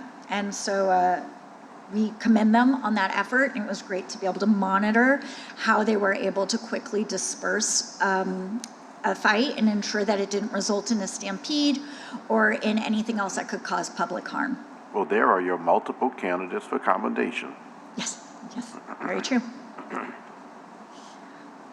Speaking accommodations and recognizing good work within the NOPD, we now sponsor a constitutional policing award, which we just gave out on Friday to a recruit within Class 206. This is the second award we've been able to give out. And the Constitutional Policing Award is an award that is assessed and selected through NOPD's Academy to the recruit that best demonstrates the ability to be able to put into practice constitutional policing, including identifying reasonable, to be able to recognize all of the policy and legal guidance that is required for reasonable doubt, for reasonable suspicion, for appropriate searches and seizures, and for appropriate uses of force. So again, we appreciate the partnership that we have with the Academy to be able to recognize a recruit in this regard. And then finally, we are expanding the community district mediation program. Jason Williams, our district attorney, mentioned that he wants to reduce calls, unnecessary calls to the police, and ensure that there's the case that never was. Well, this is our way to also participate in that effort by ensuring that the community has a way to be able to resolve conflicts, ongoing conflicts, and ensure that there's also another case that never was, that effectively an individual is able to resolve their conflict with use of our mediation program. So that way they don't need to call 911 when it's not necessary, and they're able to resolve the underlying conflict. So with that, are there any questions for the Office of the Independent Police Monitor? Councilman. Well, yes, I think that was a very important slide. I'd like a little bit more information. Obviously, you're talking about, well, tell me what you mean. You're going to hire conflict negotiators to be in the community out of your office, and do you have the resources for that, and are you going to ask the state for assistance? That's my question all year. Yes, so we do have the resources for that. So we train, every year we have a cohort of trained mediators, and we have those mediators available for our community police mediation program. So now what we're doing is expanding that to include conflicts that might occur between community members. So we already have all of the trained mediators that are contractors for our office. We already have the contracts in place. We already have the budget for those individuals. Right now, we have not received a lot of demand for this program, but it is still in its beginning phases. So we're hopeful that it will expand as people learn that it's available. And then we'll be able to determine if in the future we need to apply for grants to be able to support the program continuing.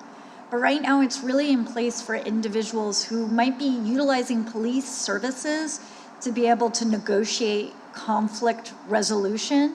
And after talking to district captains and to officers located in our police districts, they don't feel that they have the skills, the time, and the ability to be able to constantly go out to those scenes to be able to negotiate between arguing neighbors or a homeowner and a business that's located nearby about like trash pickup or noise concerns. And so what we're doing is stepping in so that way the police department doesn't have to keep going out for the same issue over and over and over again.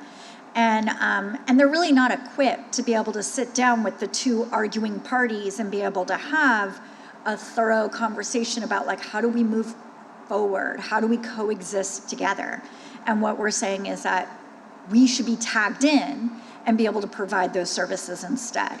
So our NOPD officers actually have small business cards that have all of the information about this program on them. They carry them whenever they're doing any type of walking the beat or when they're responding to calls. And if they see individuals that they think might qualify, they hand them the card. We also put up signs in all of the police districts, NORD centers, and libraries to be able to notify the public of this important program. And I just would like to add to that, that on Saturday when I tabling at Healing the Block in Cutoff, Yeah, so you, a lot so of you there. sorry. I was able to, Yes. I saw you there, yes. A lot of community members were very interested in that program when they finally heard about that. There were a lot of members of the community talking about how they have ongoing conflicts with certain people in their neighborhood or even domestic conflicts with people in their homes, that they would like to actually get out services and reach out to us for that. So I think it's a good idea to be able to expand this program to right now we're currently, I believe, in the 2nd and 6th. Yes, but we're expanding We're it. going to expand it to the rest of the districts, and it was just a very interesting thing that people wanted to hear more and more about, I noticed on Saturday.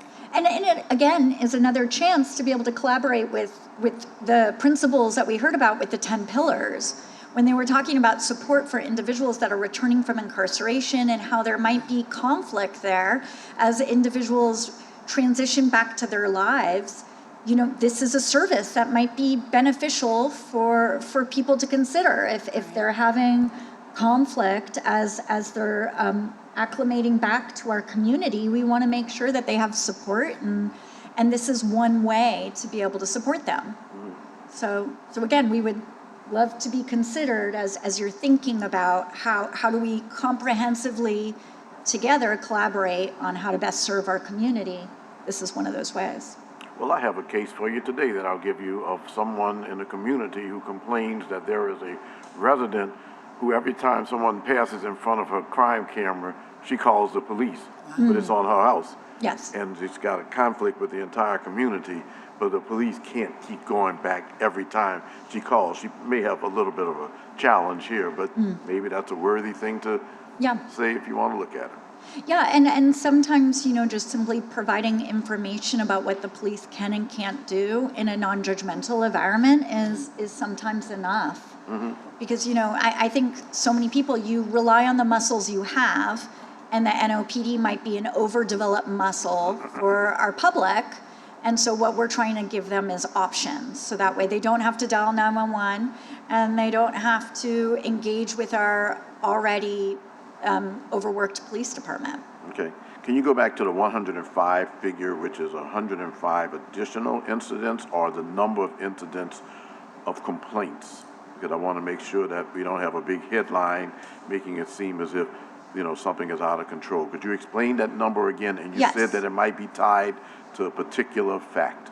Yes, yes. So we have received an increase in complaints of officer misconduct. The majority of the complaints that we've received has been about the use of facial recognition technology by NOPD officers. So now with public record information, there's different organizations and individuals in the community. But it's not 105 instances of facial recognition being used. No, it is not necessarily 105 individual incidents of facial recognition being used. So it might be about different times that facial recognition was used, or different individuals who might have received information about matches on facial recognition software and then chose to take police action once receiving that information based on public records. So if like 5 officers receive that information, there might be 5 complaints filed about those 5 officers who received that information. So is that something, for example, that it also involves complaints when people are, first off, I don't know, tell me why that would trigger someone. How would they get triggered? Somebody would send them a letter saying, your face has been identified, or just tell me what would happen. So the majority... Tell the public what would happen, because I want to make sure we understand that there are safeguards against the use of facial recognition. There are safeguards against the use of facial recognition software. The majority of these complaints are coming from information that's in public spaces. So this might be every single time that, say, for example, Project NOLA posts on their Facebook account that they were a partner in an arrest in the French Quarter. There might be community groups or individuals who will see that information and then take that information and file a complaint that NOPD utilized information provided by Project NOLA to be able to officiate an arrest. Right, but in order for them to use it, there's a check mechanism that, or safeguards that we put in place. So the number of I'm always curious as to when we get down to the bottom line, how many times have NOPD officers used facial recognition? I mean, 105 complaints based on Project NOLA, for example, which is a private concern, which puts out notices all the time. I see them because that's what they kind of do. But it doesn't necessarily, for example, they are involved with the state, officials and federal officials. They provide information. So that doesn't mean that NOPD, because I'm concerned about New Orleans Police Department and New Orleans Police, doesn't mean that there are 105 instances of them using facial recognition. It is complaints, and it may not necessarily be that it was New Orleans Police Department. This is also spanning a period of time, so it's, these might be about uses of this, or like documented receiving of that information from, potentially last year or Right. longer than that. It doesn't necessarily mean that it came, like the Yeah. complaint is not necessarily about the use of facial recognition this year. This year, Some this of them quarter. are spanning from, we did this public records request, we see this information, this happened in 2024. This happened on this date in 2024. So just because we received them this year does not mean that they actually occurred this year. Okay, And clarity. the other thing is, these are allegations, these are not sustained complaints. So at this time, we're not saying 105 times NOPD has been found to be in violation of facial recognition's software policy. Right. We're saying that an individual has raised a complaint, which effectively is like raising an inquiry. Right. Look at this And someone can raise a complaint even when the police are using it correctly, when they've gone through the Yes. safeguard mechanisms and the Yes. like. And I'm always interested in the resolution of the matter. How many instances were there found, I'm sure that the number is 0, but maybe I'm wrong, of the members of the New Orleans Police Department violating facial recognition policy? I think that there aren't many. There are not many at this time. Any? There are not many. Any? There are Okay. some. There are some. There are some. Sustained violations of use of facial recognition? Yes, I believe so. Yes. Over how many, over what time period? I would say like a handful, like, No, over what time period? over the time period like that people have been looking at, which has mostly been 2025 and 2024. I don't believe there's anything from 2023 at this time. No, I don't know anything from 2023, but only one I can say definitively, Councilmember Green, we'll have to actually look. I don't want to misspeak and give you a wrong number, but definitively I can say I do know one that has been sustained this year. I'm not sure if there's have been any more, but that's something that we can look into and get back to you. Yeah, I want to get back. I want to be able to answer the public. I think that by me asking the question, we've been able to answer it. I don't want anybody to think there are 105 instances of the NOPD using facial recognition that the community is identified as something that is sustainable. That's all. Of course. Okay, if there's anything else that you think that I need, because you know that that's a topic that I'm interested in. Because on the other hand, I will tell you that there have been instances where facial recognition has been used, for example, with the Bywater arsonist, to identify, you all don't have to necessarily acknowledge this, but I happen to know that facial recognition was used to identify the Bywater arsonist, who is now on federal charges, but that's just a whole nother issue. But I just wanted to clarify that before I get calls and before people start using a number that doesn't equate to the realities of the sustainability. That's all. Okay, thank you. All right. Did you all sign your new lease? Yes, but I believe it's held up right now. It's expired, isn't it? Yes. But I believe it's held up, something about maybe providing some additional documents, or the property manager has to provide some additional documents to the city, I believe. That's fine, okay, Like regarding like insurance or something. okay. All right, any online comments? Shanita? No, okay. Thank you for your presentation. Unfortunately, we don't have enough council members to adjourn, so. So this meeting is perpetual. We can't adjourn. I'm just joking, it's fine. It's over. It goes on forever. Thank you so much. Not adjournable. Mr. Council, come into my office for a second.